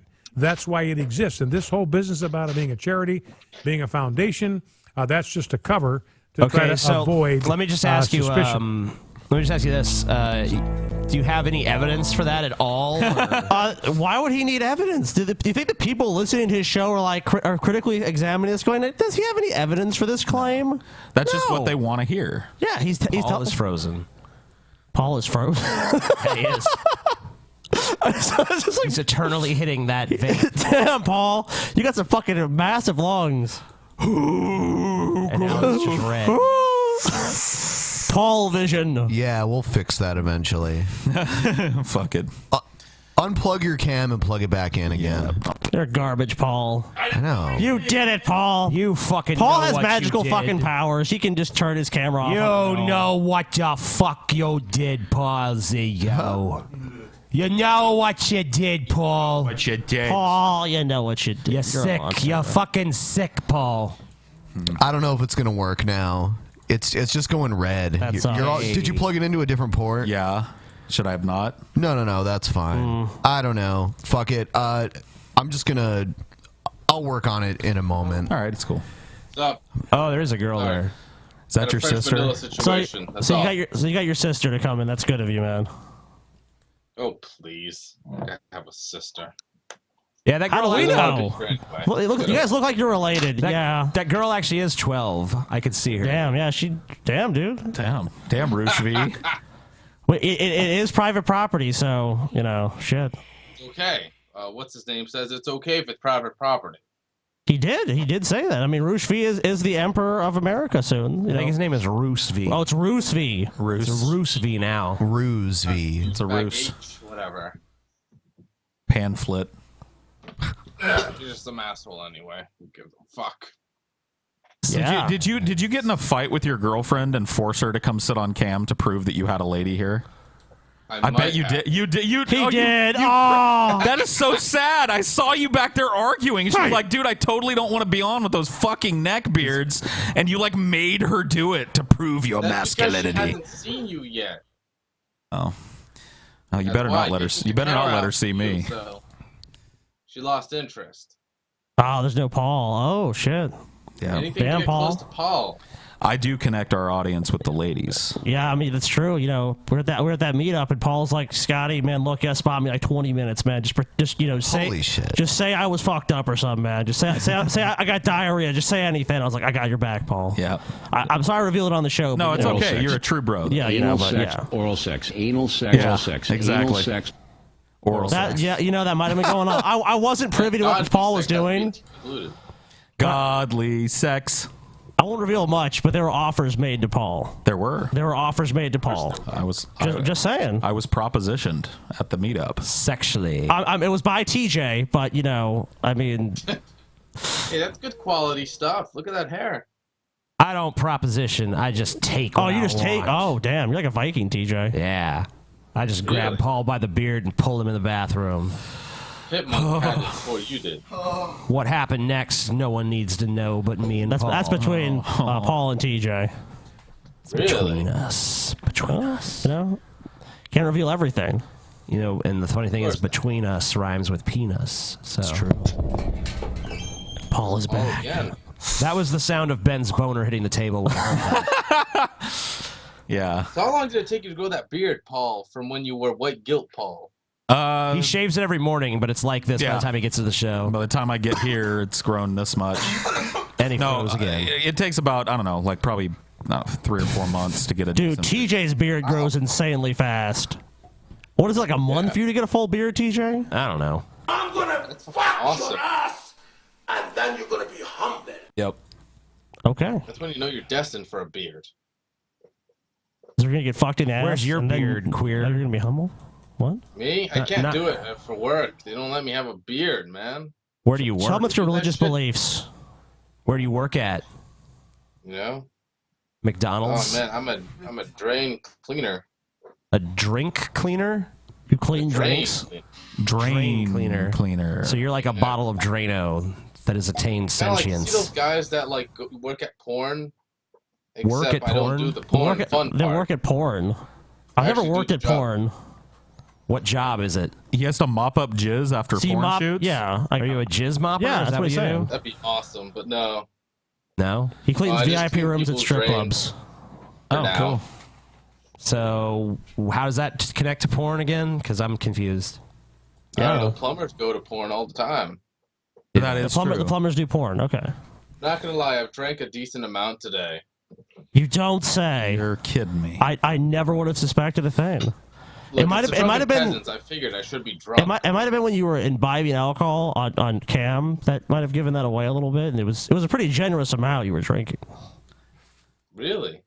Yeah, When I what do the- that? what the- I can't believe he got in a fight with his girlfriend to force her to come on the show. he is drunk. He'll regret it tomorrow. He'll be He's like, baby, fuck, what did I do? I didn't mean any of that. What did I didn't mean do? that, baby. Get on the show, bitch. Bitch, you better get on the show. These guys are making fun of me. She was like, I'd rather not. He was like, do it, cunt. Do it or you don't love me. They don't believe I have a girlfriend. Get on there. You won't be getting laid for at least a week, dude. We're sorry. Yeah. Not really. We're not sorry. Better than gym ass, so it's okay. I don't know about that. Oh man, that's a fucking boast. I've dude. heard through the grapevine that Jim is swimming in pussy. He's drowning. Gym ass? Yeah, he's rich as fuck though. I don't like him. I'm just saying it's true. Like he's Sounds rich like as you fuck. like him because you're endorsing. We've been to endorsing him. we've been to his estate. He's just telling him. We have been to his telling you the estate. simple fact that Jim Ass pulls a lot of poon, dude. I mean, like, how much would be revealed about Jim Ass if we talked about Atlantic City openly? Paul, you know what? I don't have to cut your mic. I'll literally physically cut the mic. Okay, Paul. all right. Come on, sorry. man. I'm sorry. I'm sorry. It's not, no, dude, this is fucking funny, Paul. Don't ever fucking say that, Paul. Okay. Fuck, man. All right. Atlantic City. Nobody talks about that shit, okay? Keep on, Paul. You're in our confidence. We told you on the DL, man. You can't. All I said was what would be revealed. Don't, Paul. Yeah, all right, Paul. all You're right. going crazy, man. You're going crazy. All right. Shit, Trade shit for a secrets, reason. Paul. You're a fucking lunatic, brah. You're insane. Paul is, man. I've hung around Paul. He's crazy, man. I am He pretty scares fucking me, insane. man. Sometimes Paul scares me. He says things. I do. You know, he says, he says the words bomb. He says buildings, and I'm like, Paul? And Paul's like, all right, man, all right. I'm just kidding. But you never, there's this look in his eye where you're like, is he really kidding? The thing about Paul is, do you ever really know? Yeah, you don't. Pan flip. Paul's mysterious. It's the sunglasses. You can't tell what he's thinking. You can't see his eyes. Oh yeah, Paul wears those 24/7. I've seen Paul go to sleep and he's wearing sunglasses. I have slept in them. We try to take him off. He has an instinct. He slaps your hand away. It's like, don't even think about it. Oh yeah, I don't fuck around. Why would you? I kind of miss Ben, though. I miss seeing Ben. He was a cool guy. Well, It's too hot in here. He doesn't want to wear his mask and get his face all sweaty. Plus, he's sick. Yeah, and I'm trying to fix Paul's retarded camera too. It is fucking retarded. Yeah, so I just have it But off that's right difficult now. when there's a lot of retard in that camera. There a lot of retard in that camera situation. All right, next video here. Get a new fucking bit, Paul. God, Paul. Officials. Sorry, Ben. Officials, laptop bomb likely caused plane explosion. See, TJ, it's easy to read it when TJ's not interrupting you. I didn't even interrupt you. It was both of them. Yeah, whatever. Well, I said I was sorry, so there you go. I said I was fucking sorry, TJ. Have you said you were sorry? No, I didn't. Then apologize to Ben. Yeah, sorry, Ben. Thank you. Got some breaking news I want to get to here. We've been reporting on this. We're learning more about that explosion that caused this huge hole. This is a passenger plane. It was mid-air. This explosion happened. We're learning about the man who was actually thrown out of the plane.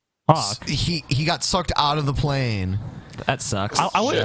In all fairness, But it was I his wouldn't say own it's fault, I think. I wouldn't say it's a huge hole. I mean, it's a big hole, and it's scary as shit for that to happen. But I would not say it's a huge hole. Well, depending on how fucking high that plane was, though, that just decompresses the compartment, right? Oh yeah, I'm not saying it's not bad, and but people are fucking choking to death. Oh yeah. Well, they got their little gas mask down. They're fine. That's fucking insane. Except for the guy that got sucked out. He's not fine. So what was it? Was he trying to down the plane? I'm assuming I think so. It's fucking When, scary, man. Something went off here. Robin Creel is on the phone with me now as this plane was over, Mogadishu? Robin, what do you know? Mogadishu, Hi, Brooke. What we know at the moment is that the device Sounds like a Pokemon. that investigators believe It's the capital of was the Somalia. explosive device was actually a Pokemon. laptop, and that there was some kind of an explosive device either inside the laptop or it was indeed a laptop bomb.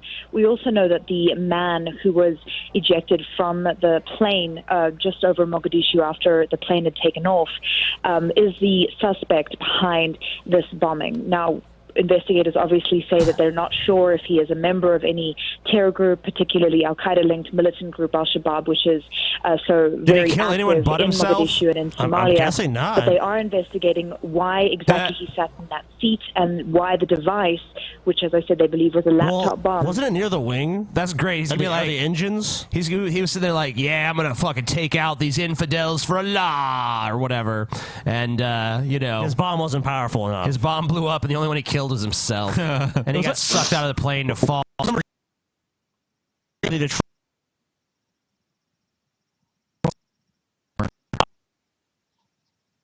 What the hell? What happened?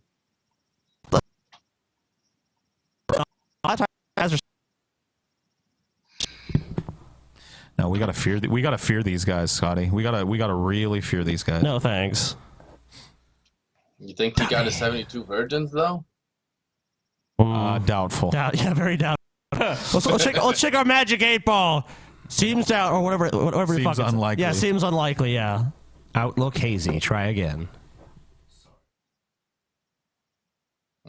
Ben is on the verge of fixing this shit, y'all. Fixing what shit? Oh, my Your cam. my camera thing. Ugh. Ben really does hold this show together, doesn't he? He does. He's the glue that binds it all together. Is it Ben frozen needs again? more hugs, man, and more drinks. I don't think that's what he wants right now. No, No, he not just- right he now, just- but He like just they wants get his those camera to cameras fucking You did work. that actually. He wants some hugs from some beautiful women. Not from the Drunken I don't know. Peasants. Paul, move. No, he's frozen. I could just tell he was. Garbage. Yeah, it did. It kept happening every time you change something else in the layout. It freezes. Are we just gonna have to proceed with no Paul Cam? Yeah, no Paul. Paul, you're just Sorry, off cam. Paul. Sorry, Fuck. you stupid faggot. There goes That's the all right. women audience. Yeah. Bye, ladies. There goes all our Bye. female viewers. All three of them. Bye. Bye, ladies. See y'all later. Sorry. Why it was placed in such a strategic place over the wing of the plane, which is over the engines. If it had Well, been it any might have been higher, strategic, it was but about the 12 to strategy didn't 14,000 work, feet so. when this His bomb device was went fucking off. too If weak. it had been at cruising altitude at around 30,000 feet, it would have likely brought the plane down. Oh, okay. I guess it was just he did it too early. Yeah, he jumped the gun, dude. Jumped the bomb, I guess. Excited. It's like, I can't wait to blow up this fucking These plane. infidels. Oh, these infidels.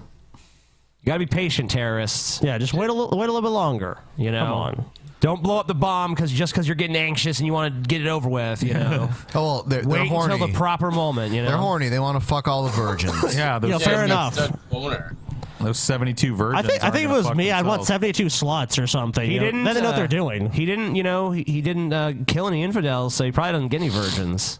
Well, he tried though. I mean, Allah's gonna give him credit for trying. Maybe you just get like half as many so you virgins. get 36 virgins because you tried. You know, if you blow up your laptop bomb and you're the only one sucked out of the plane, you get 36 virgins. Yeah, that's a consolation prize. Yeah, you tried, so here's 36 virgins. Such a rip-off, though, for eternity. Well, hey, he didn't kill anyone. He only killed himself. He only Honestly, killed himself. Come on. He made the whole jihadi cause look pretty dumb. Yeah, ISIS is going like, oh. Still not as dumb as the guy that like put the underwear bomb and he ended up doing was like burning his own dick off. Yeah, I remember you were like, should we let this guy just go free? Yeah, I mean, mean, just said he's suffered enough. He's never gonna jerk off again. He's never gonna get laid again. I mean, he's never gonna do. He's if anything, worthless. He's a eunuch. We should just like fucking staple a dunce cap to his head, like surgically put it there, and just like have him parade around America and with a sign that says I was a retarded terrorist that ended up burning my own dick off. Let people throw tomatoes. Yeah, let at people him. throw like tomatoes and kick him in the fucking the place where his balls used to be. I bet this would hurt. Oh, it doesn't hurt, does it? Burnt his cock to a cinder for Allah. All right, moving on. Oh boy. Tired again. Fine brothers. Why are the Fine brothers in this, Ben? Yeah, Ben. Because I really don't give a fuck about the Fine Brothers I at all. can't believe that, Ben. This is a pressing issue. The real Fine Brothers is me and Scotty. Because we're fine. Holy shit. But Scotty's taken, isn't he? No, he's not. Oh. I'm taking with Jesus. Scotty can. Anybody can fucking proposition Scotty. Oh yeah. Any fucking time, any place. That's good. All right. Here's this guy. We've had him on the show before, Joseph Martelli. He used to be gay, and now he's a Christian, and he stands outside of like the porn stores and shit like that. Right. And makes videos. Huh. Okay. So here's a video he made. It's called "Solution for Gays and Lesbians." Cool. You still have porn stores? So I came up with a solution to how to deal with homosexuals and lesbians. Put lesbians on one island from when they can declare themselves a lesbian. Put them on one island. Endless supply of food. Luxury, beautiful island. Gorgeous island full of lesbians. Another island full of gay people and whatever. All that, whatever. I'm talking about them as vervously. Endless supply of food, luxury, whatever. Now, obviously, they can't interact. Okay, I want to They're point on out the that one island. You didn't come up he's with like, it for one. Yeah, like first of all, I've heard this a million times. Second of all, it wouldn't work. He's indoors, but I can see his breath, so his house must be like freezing fucking cold. Unless he's on a patio or something. Maybe. The problem is this. Okay, if I were a gay or lesbian, I would get behind this guy's idea 100% because it would mean I got shipped to a fucking island with nothing but other gay guys. I was given luxury and enough food, an endless supply of food and luxury, and he wouldn't be accomplishing anything because gay people are born to straight couples. Yeah, there would just be new gays coming from the mainland all the time. You know what, Paul? Yeah, you're really on something there.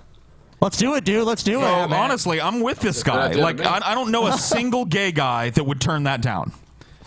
So, if you're kind of like bisexual or something, where do you go? Do you just take visits? There'll be a third island. Yeah, there's a ferry between islands, I guess. I don't know. Maybe there's like a third island. Yeah, a third island. Where I think. people bisexual go, island. and then you can go to the gay island or the lesbian island. But depending abortions on are who you mandatory on the third island.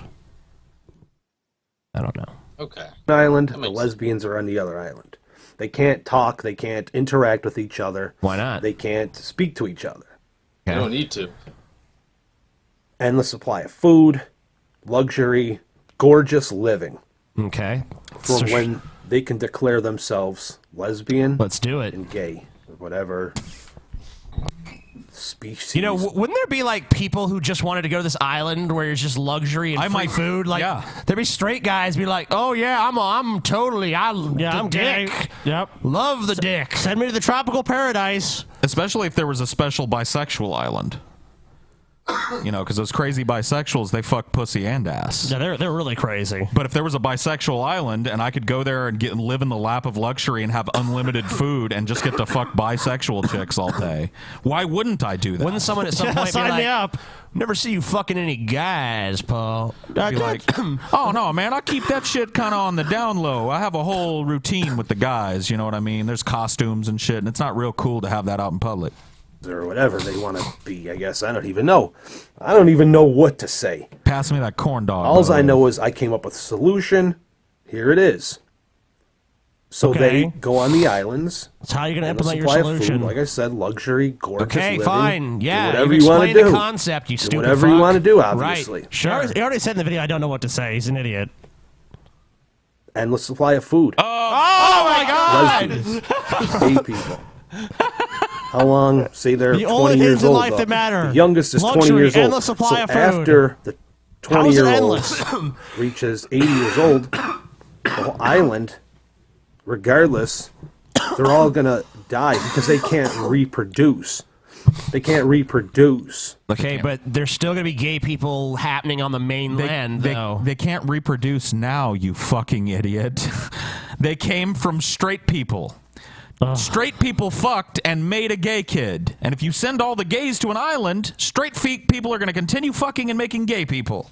So all you've done is create this giant nanny state that treats gay people wonderfully. Is that the aim of your fucking plan here? Because I think in your dumb little head, you think that if we put all the faggots on one island and all the lesbos on another island, they'll just die off. Where did they come from? Do you think that the faggots are like fagging off together and shitting out babies, and the lesbians Well, if are they just, were, then they could reproduce on the island. they're just licking themselves pregnant? I don't understand. It's totally it's insane. It's even less based in reality than that shit Glenn Beck was talking earlier. It's a moronic solution. You know, it's never going to work. It would just be. They can't I don't even want to talk about it. reproduce. They can't reproduce. Is that what I just said? Yeah, probably about 4 times. Neither can Way the gay the future. people. They can't reproduce. Can you explain there's the no concept of the interaction. island one more time? There's no 'Cause I'm not interaction. sure I get it yet. You can't artificial inseminate and all this other stuff. Say luxury. So, say luxury again. What happens? The gay people and all these other people die off. You know why? It's because they can't reproduce. It's because it's not meant for that to be taking place. It's all lust and no How love. did they come into being in the saying, first place? Oh, homosexuality is love and all this. When does it become love? Where? When? The Bible says in 1 Corinthians chapter 13, there's a clear definition of love. Where's the clear definition of love in a gay relationship and a lesbian relationship? Yeah. If you can't see... All you gotta do is look at the brain chemistry to see that it's the same chemical reactions happening. Your Bible quote really doesn't answer the question of how putting all gay people on an island and treating them like kings is going to stop gay people.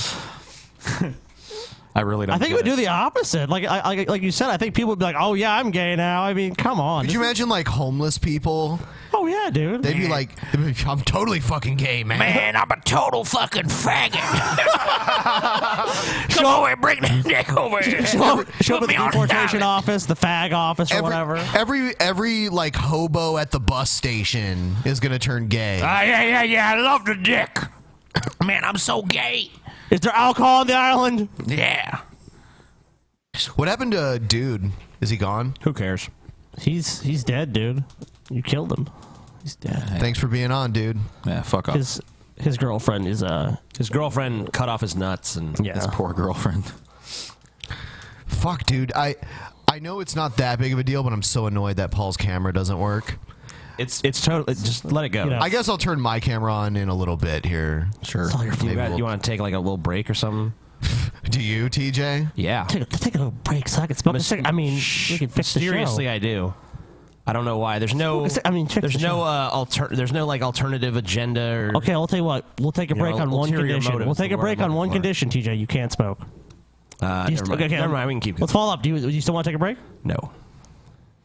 Well, sure. You're blind, and there's no furthermore that I need to tell the truth. Peace. Okay, well, congratulations. You're you're retarded. You're brilliant. No. Awesome exit. There's no furthermore that I need to tell the truth. Yeah, there's Goodbye. no furthermore that I need. Is that what he said? I didn't. Yeah, that's what he said. There's no furthermore that I need to tell the truth. I'm like, is he telling like a poem or something? Is this like? Is that a haiku? Edgar Allan Poe. There's like, no furthermore. No, there's no furthermore that I need to tell the truth. Quoth the moron. There is no furthermore. No furthermore do I need to tell the truth. Next video is a public challenge to those who deny the Bible. Oh shit. Hey guys, Pastor Greg Locke here. I want to get right to the point with you. I want to offer you a challenge. I get a lot of messages every single day from people who say the Bible is filled with contradictions. Yep. Well, I beg to differ, ladies and gentlemen, because this is the infallible, inspired, authoritative word of Almighty God. 791,328 words, and every single one of them are from God. Okay. You see, this isn't the thoughts of God, it's the very words of God. Now, there may be some things in there that we have to dig a little deeper to get a better understanding, but there are no problematic contradictions. Yes, there are no errors in the Word of God. Yes, and to prove that, here's what I want you to do. I challenge any atheist, any agnostic, any scientist, any evolutionist, any skeptic, any doubter, anybody that's willing to take the challenge seriously. You're going to see an email that's going to pop up right here. I want you to email that address, and here's what I want you to do. I want you to Is it down there? It is. It is. Okay. It's actually kind of partially cut off on his video. Yeah, even on his video, it's kind of cut off. It's info at globalvisionbc.com. When he was making this in Windows Video Info at globalvisionbc.com. Go ahead and send. I'm warning you guys though that when you do send him these contradictions, see the wonderful thing about this is I've been doing this and TJ has. Listen, don't send him contradictions. Just send him pictures of big dicks. That's a much better idea. Yeah, because when you play the contradiction game with biblical purists like this guy, you'll send them an actual contradiction because there are thousands of them in the Bible.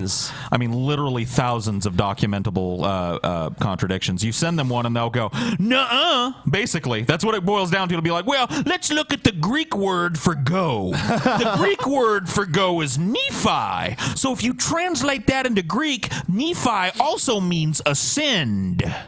So that means that he ascended to heaven. He didn't walk to heaven like this. You know, it's just absurd fucking word game bullshit.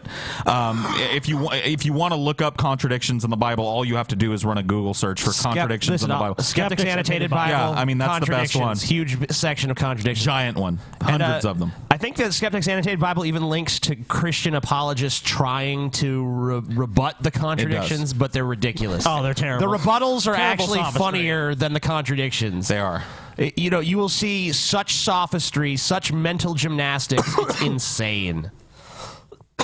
actually set up some sort of debate between you and I.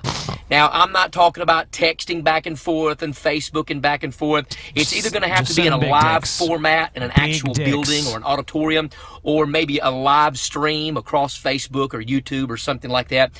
Now, I'm a very busy individual. You with Video Game Underground, buddy. Dude, TJ, why don't you just do this guy? Do him, dude. Do him? Yeah, just send an email and say, look, I'm the amazing atheist. I want to fucking debate you on my show. But I already owe G-Man a debate. Fuck G-Man. Maybe I can just get G-Man and this guy to debate each other. I don't think they would. I think they'd Are you a real Christian? Be like, there are no contradictions in the Bible. And he'd be like, yeah, that's right. Well, I guess the debate's over. Yep, thanks, guys, for coming. And so I don't set all of this stuff up, but I'll be willing to accept and to take the challenge. If you think you can find some errors, some contradictions, and some discrepancies in the Bible. Now, if you're going to email this email address that you see popping up, that you'll see here for a moment on this video, then make sure you're serious about setting up a debate. Now, if you're just going to comment on this video, yes, I'm up for the challenge, I'm not going to see it. Okay, I get way too many comments, too many views on these videos. I do not follow the comments. Come on. Do you really? You do not. Dude, it would be so easy to debate. Yeah, this guy isn't fucking Josh Feuerstein. Why don't you fucking do it? Well, then fine, I'll do it. All right, Paul, do it. Your time is All now, I'm gonna buddy. I'm telling you right now, all I'm going to do is I'm going to go to Skeptic's Annotated Bible. I'm going to find what I think are the maybe 50 best contradictions in the Bible, and I'm going to read them off to him and give him a minute to tell me why it's bullshit. Fair enough. The amount of fucking mental backflips and fucking sophistry that you'll see this guy do is going to be amazing. It'll be an amazing fucking video. It'll be hilarious. Do it.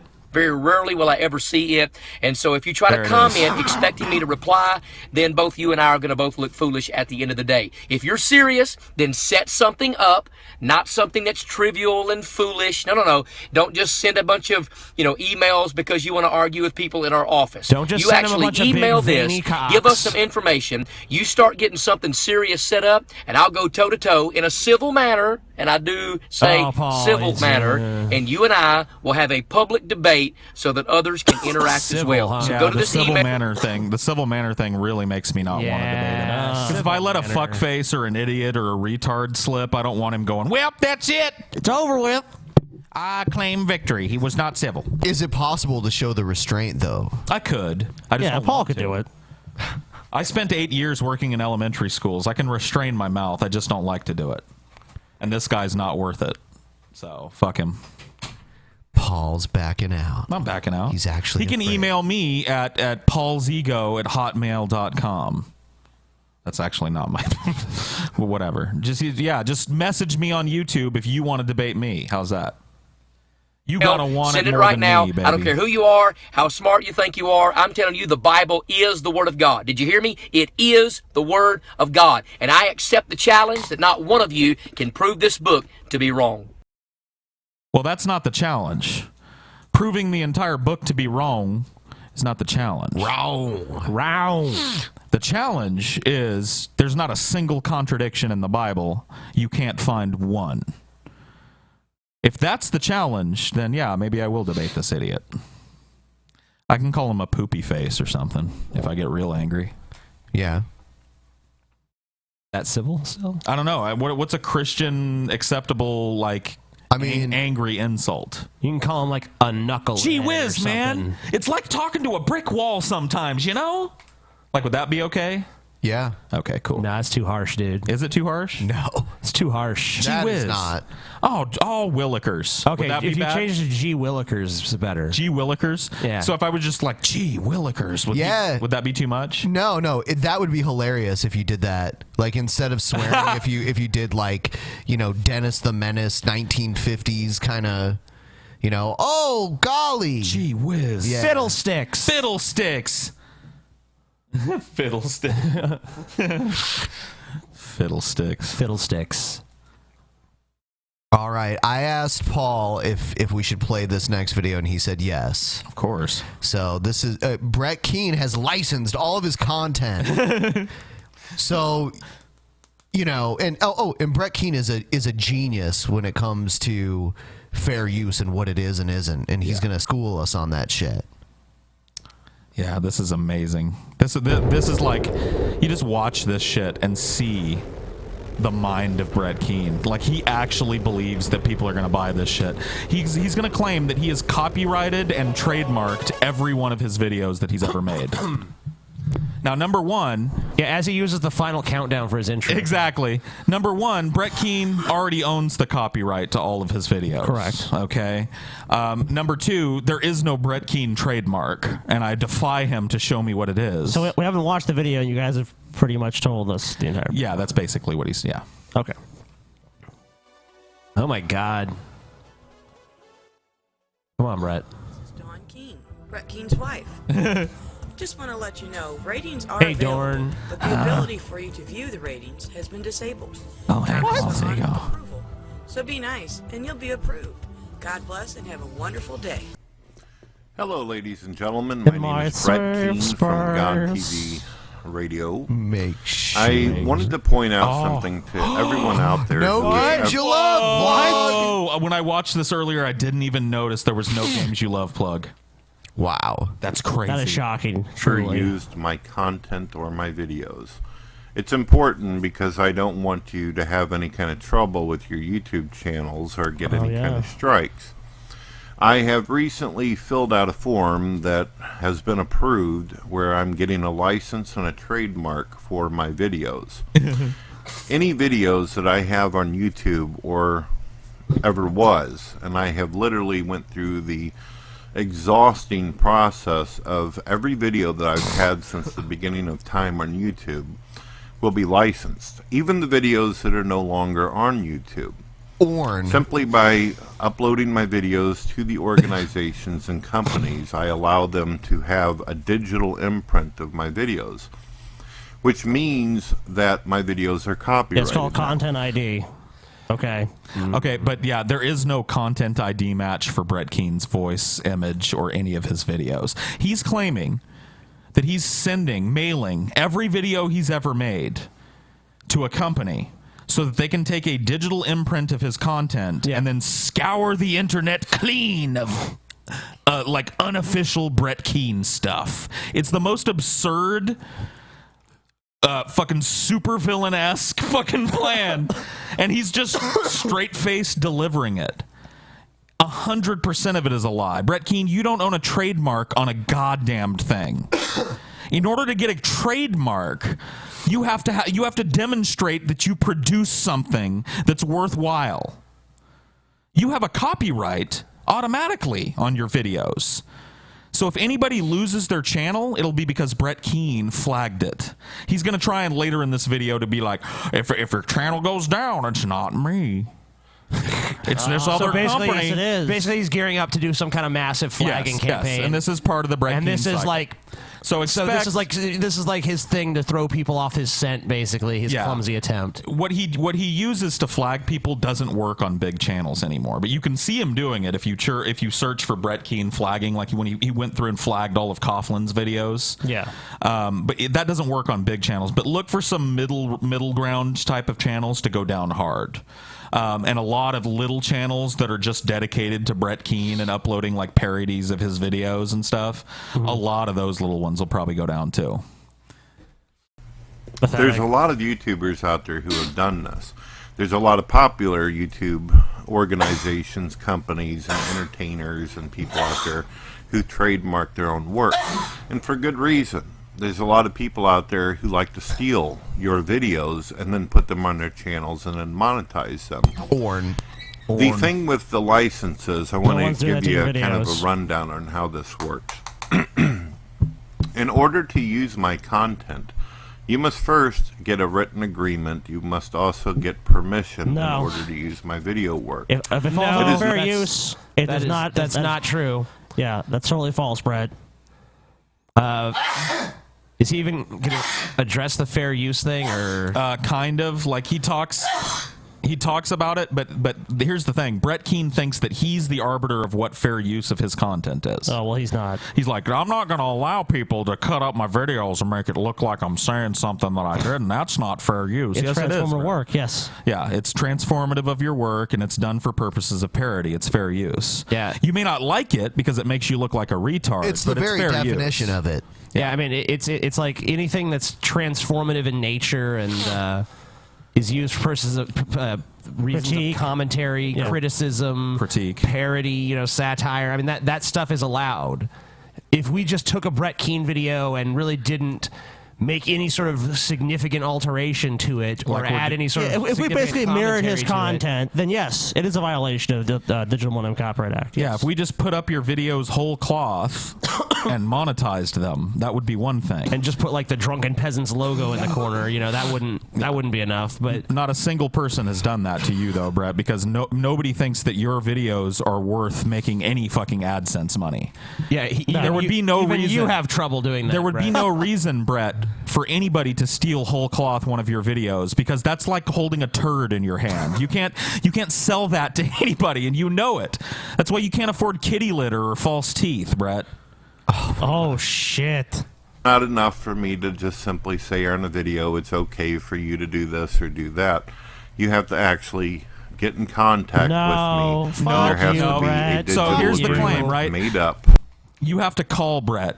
You have to get in contact with Brett and ask him, pretty please, can I use your content for purposes of critique? And he'll be like, I don't know, in the situation, send me the video before you ever put it up, and I will make my own Brett Keane cut. You better have my written explicit consent This and is the most, permission. like I said, it's the most absurd fucking movie villain-esque plan, right?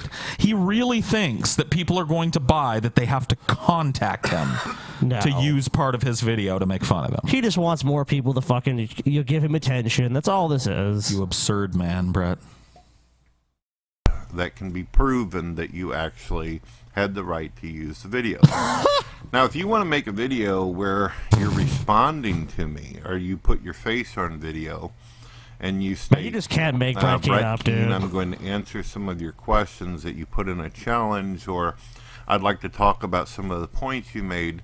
You could even make a video where you criticize some of my views or some of my points, or even go against some of my arguments. You can disagree with me. But if Thank you you, make Brett. a video Thank where you, by the way. Thank you for letting us disagree with you, Brett. That's very magnanimous of you, sir. Thank you for A true looking down gentleman. on the high pillar that is Brett Keane's big blubbery ass down on us peons and giving us the go ahead to disagree with you. Respectfully disagree. Respectfully, Paul. yeah. As long as you kiss his ass. I just can't see our positions being the same. But what can't we do, Brett?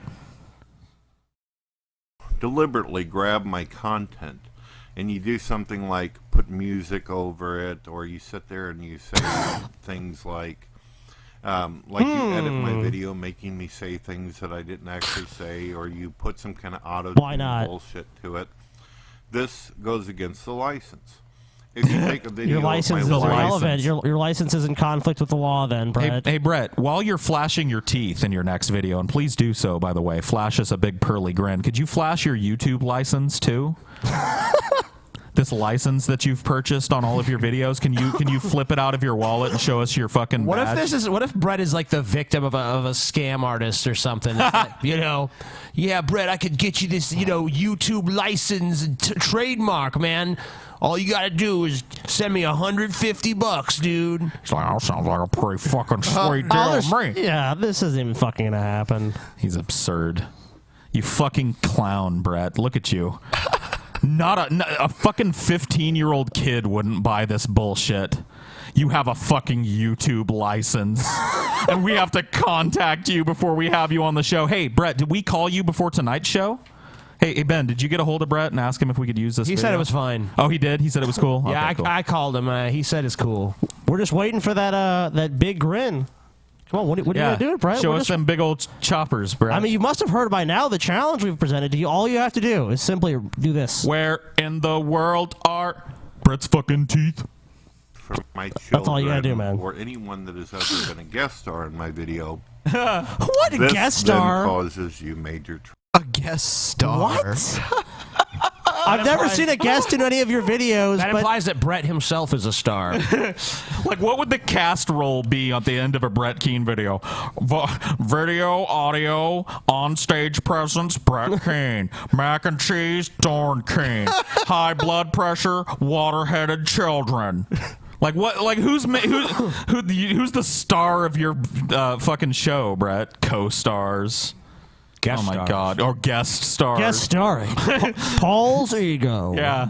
I guest starred on a couple of Brett Keane videos once. Trouble. Now, being that I know now how easy it is to sit here and actually go out and fill out this information. Hey, even though it's an is that what I'm exhausting doing, by the process way, and when Brett uses my face in the thumbnail of a video that I'm not even mentioned in? Am I guest starring at that point? You're a guest star. Hey, Brett, I'm going to need a little bit of that YouTube money, because if I'm guest starring in those videos, I think you owe me for about, 10 or 12 videos by this point, right? Shit. So go ahead and mail $1.49 to the Drunken Peasants podcast P.O. box. P.O. box, Yeah. and they'll forward that on to me. reason why, for me at least, was I have a lot of videos. I've been doing this for 10 years, so if you're new at this, it's not going to be anything for you to fill out the form.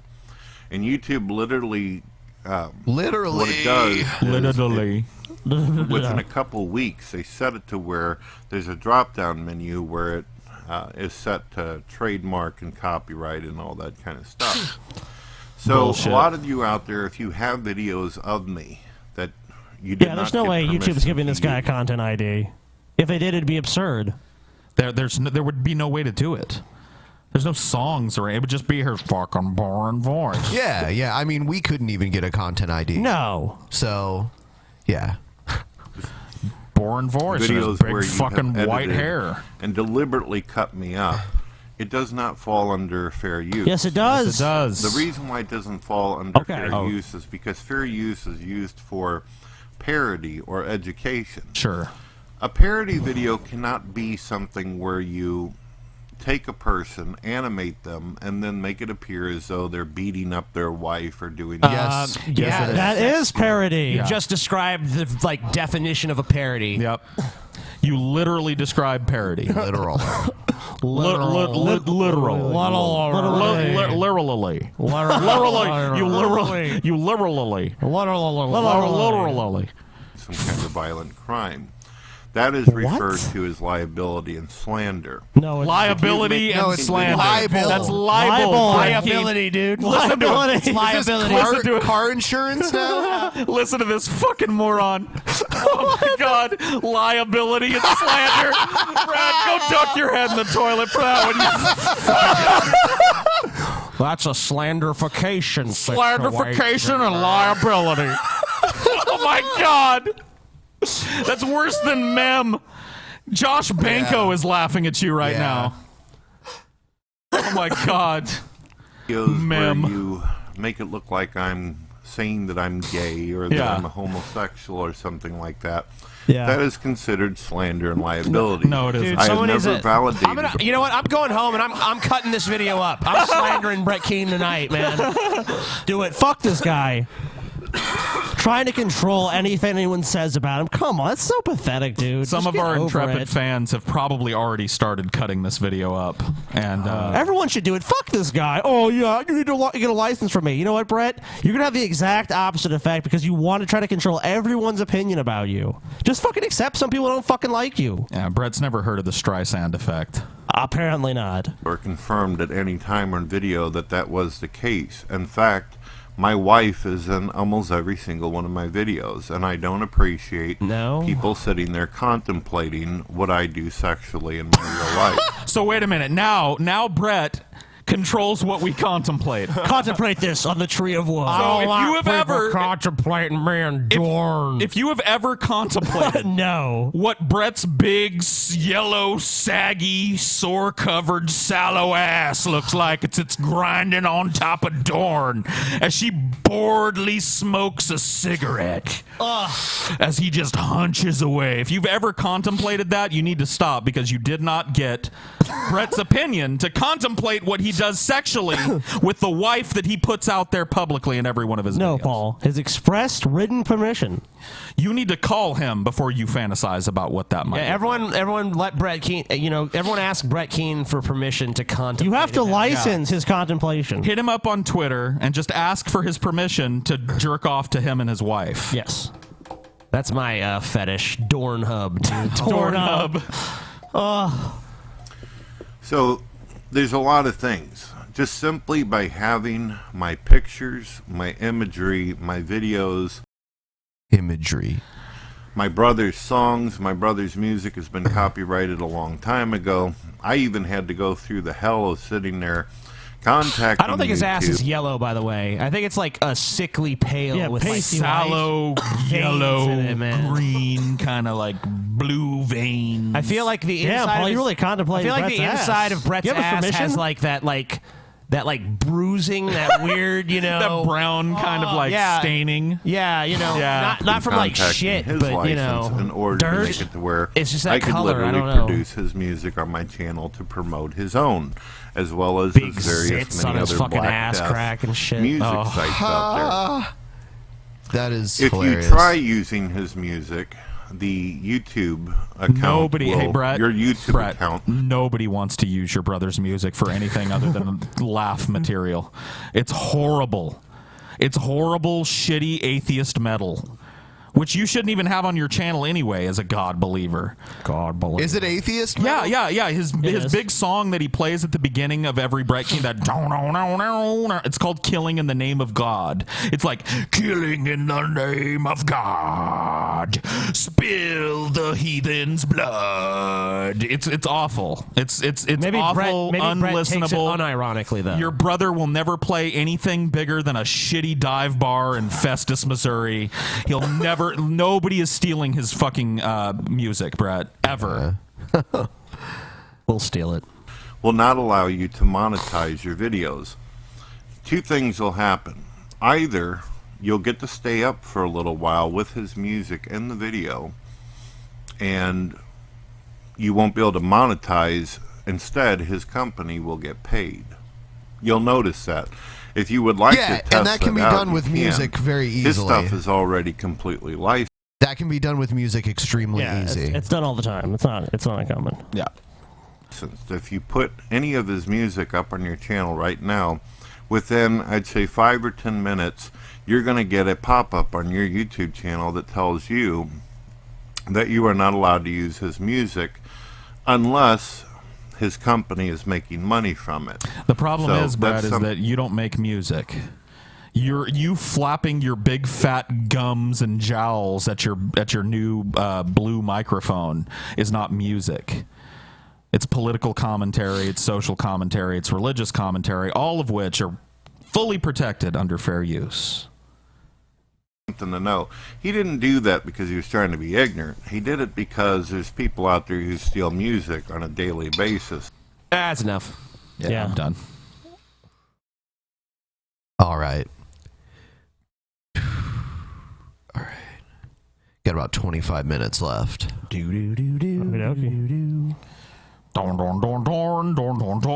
have. Oh, okay, I'll play this one. Wild Bill Boys. Oh boy. Yeah. Wild Bill's really gone down. Fuck, dude. How did he go from godly, conservative Republican to castrating little boys? Let's see. Lesbians castrating little boys. How sick can America get? Hello, everybody. Wild Bill for America here, and today I'm standing up for a little boy named Tommy. Now, this is a story that came out a few years ago but was buried by the left-wing media. Tommy was adopted when he was 2 years old by two lesbians, Pauline Marino and Deborah Lobel. When he turned 11, they began intentionally subjecting Tommy to hormone poisoning, what they call hormone blockers, to delay the onset of puberty. Why would any sane parent do such a thing to a child? Well, they wouldn't. Who says we're dealing with sane people? The lesbians are preparing Tommy to be castrated so he will become Tammy. They've twisted this poor boy's mind to the point where he thinks he's a girl. Fucking lesbians, dude. Yeah. Fucking liberal media burying stories like this, man. I hate lesbians. They're evil. They want to castrate a child, TJ. They want to castrate a child on an altar to Satan. So, you know what? If we sent them to that island, they wouldn't be able to do They that. wouldn't have access. They then. want to offer his little hairless cock and balls to the demon, to the beast. Years of psychological abuse can do that. Dr. Paul McHugh, professor of psychiatry at Johns Hopkins University, says this is child abuse. He says it's like performing liposuction on an anorexic child. They are destroying that young boy's life. Their pathological attempt to turn a little boy into a girl will result in nothing but physical mutilation and a life of confusion as his warped mind struggles against. Let me ask you a question. If this is really like a criminal action, why are you, Wild Bill, who claims to be a former U.S. Marshal, not like calling up the FBI and calling up your law enforcement contact like this has got to be stopped? You're just sitting back going like, that's terrible. Why aren't you doing something about it? Okay, I guarantee that this is like this is just some trans kid, and Wild Bill is like filling in all these other details himself. Like, yeah, they brainwashed him and such. Every cell in his body, which is permanently stamped with male DNA. Studies show that 41% of transgenders attempt suicide. What these two lesbians are doing is nothing less than acting out of a pathological hatred against the male identity towards a victim too small to defend himself. This is evil for anyone with eyes to see. You know they're not gonna like give him like surgery when he's 11, right? Like that is against like I don't know how old you have to be, but there's like a certain age you have to reach before they'll even do that. They will give him HRT though. Yeah. American children deserve to be protected from evil people, not adopted by them, not taught by them, and certainly not subjected to medical treatment by such people. But the big question in my mind is this: where are the churches? Where are the Christians of America? Where are those who claim to be the representatives of Jesus Christ but have not the courage to stand against two lesbians? Are there no churches? What have you done? Yeah, what are you doing? And last time I checked, that was their opinion on all that shit, on transgendered issues in general. They're not, like, supportive of it. Fucking Wild Bill. Churches that care enough to speak out for Tommy, the evil Has he of looked into castrating little why boys. like 41% of transgendered people have attempted suicide? It's because of fucking people like him. Because they're weird. Because we treat them like they're fucking freaks, and we treat like what they go through. Like this child is transgendered as a result of these two evil lesbians lying to him. It's not just how he's felt his whole life. It's absurd. Fucking dykes brainwashing our kids, preparing them for castration. Probably feminist too. Only the male ones do. Probably is. Should be trumpeted from pulpits all over the USA. It is the shameful silence of the Christian church that has allowed the USA to degenerate to this level. How many more Tommies will there be before sanity sets in? Well, the Outlaws Chapel will stand up for Tommy. His name's Tammy Christians now. who are considered outlaws because we will not bow down to the evil agendas that violate God's law. And we will not join the... How are you outlaws? No one's arrested He's you, a tough Wild guy. Bill. We're outlaws. If you're outlaws, why aren't the police after you, you know? Yeah, in our fucking majority Christian nation, this guy is an outlaw. Those are fake Christians. Oh, of course. The no true Christian. Real Christians would have dragged them dykes out in the street and stoned them. Churches of America in their timid, shameful silence as American children are abused. The Outlaws Chapel will soon be launching. We are moving steadily towards our goal of $3,000 to build and launch the Outlaws Chapel. Man, that's gonna be one shitty chapel, dude. $3,000 to build a chapel? It's gonna be like a fucking shack in someone's backyard, dude. Like one of those, It's gonna be a tree house. Like one of those metal tool sheds that you can buy from Home Depot. With a fucking makeshift cross just hammered on top. Do you think that? Welcome do you not to the think that that's outlaw gonna fall and spill fucking whoppers everywhere? Maybe. It could. He sets it there on like a 45-degree angle. All right.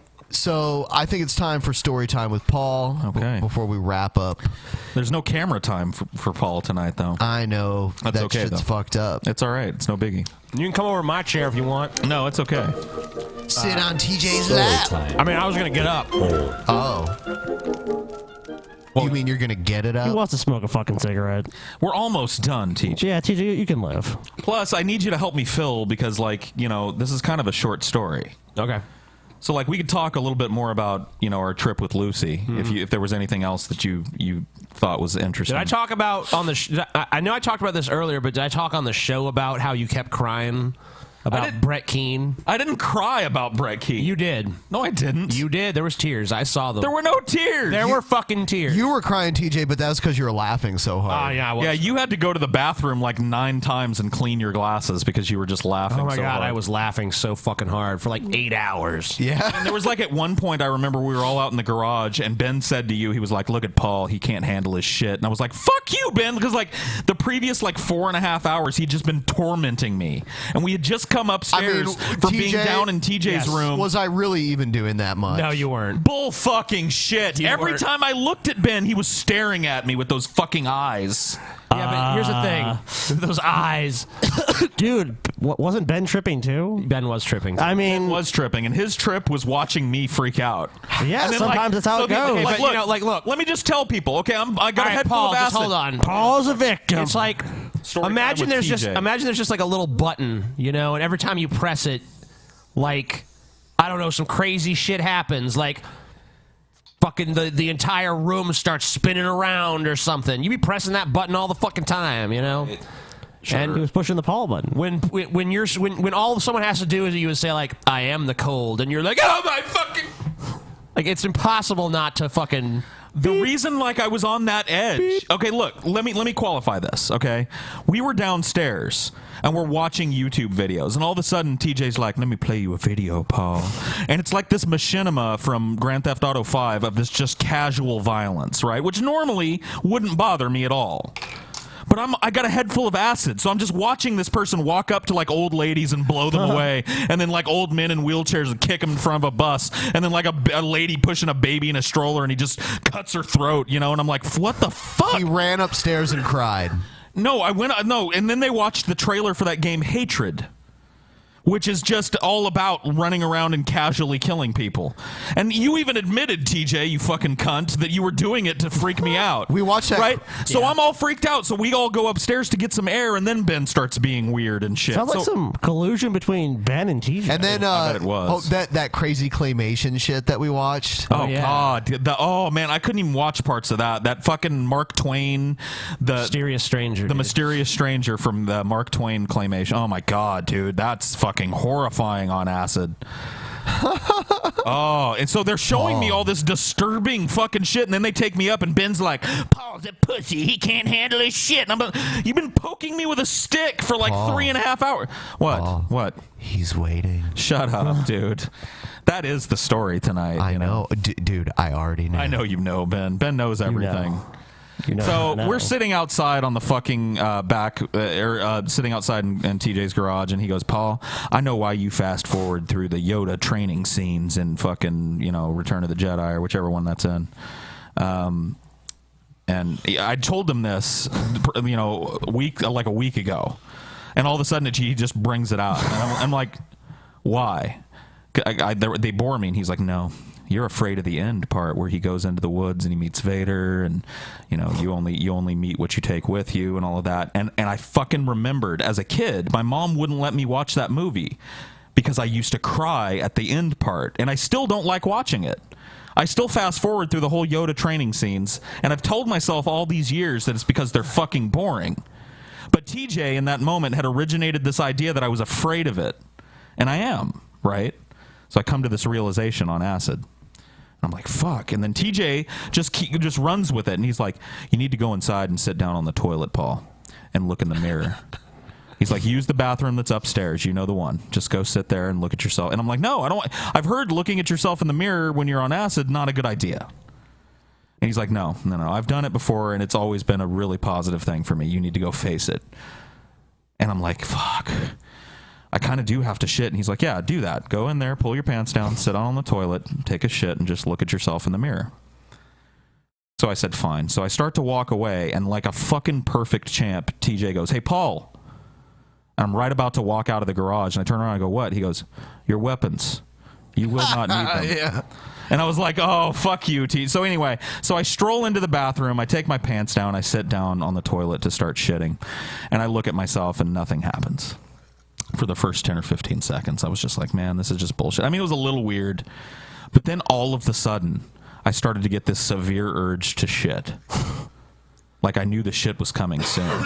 And right at the same time that happened, my face started to change, like significantly change. I'm not talking like warp a little, or I started to become an old man, withered and gray and like bitter about the world and just sad about missed opportunity and just filled to the brim with absolute regret.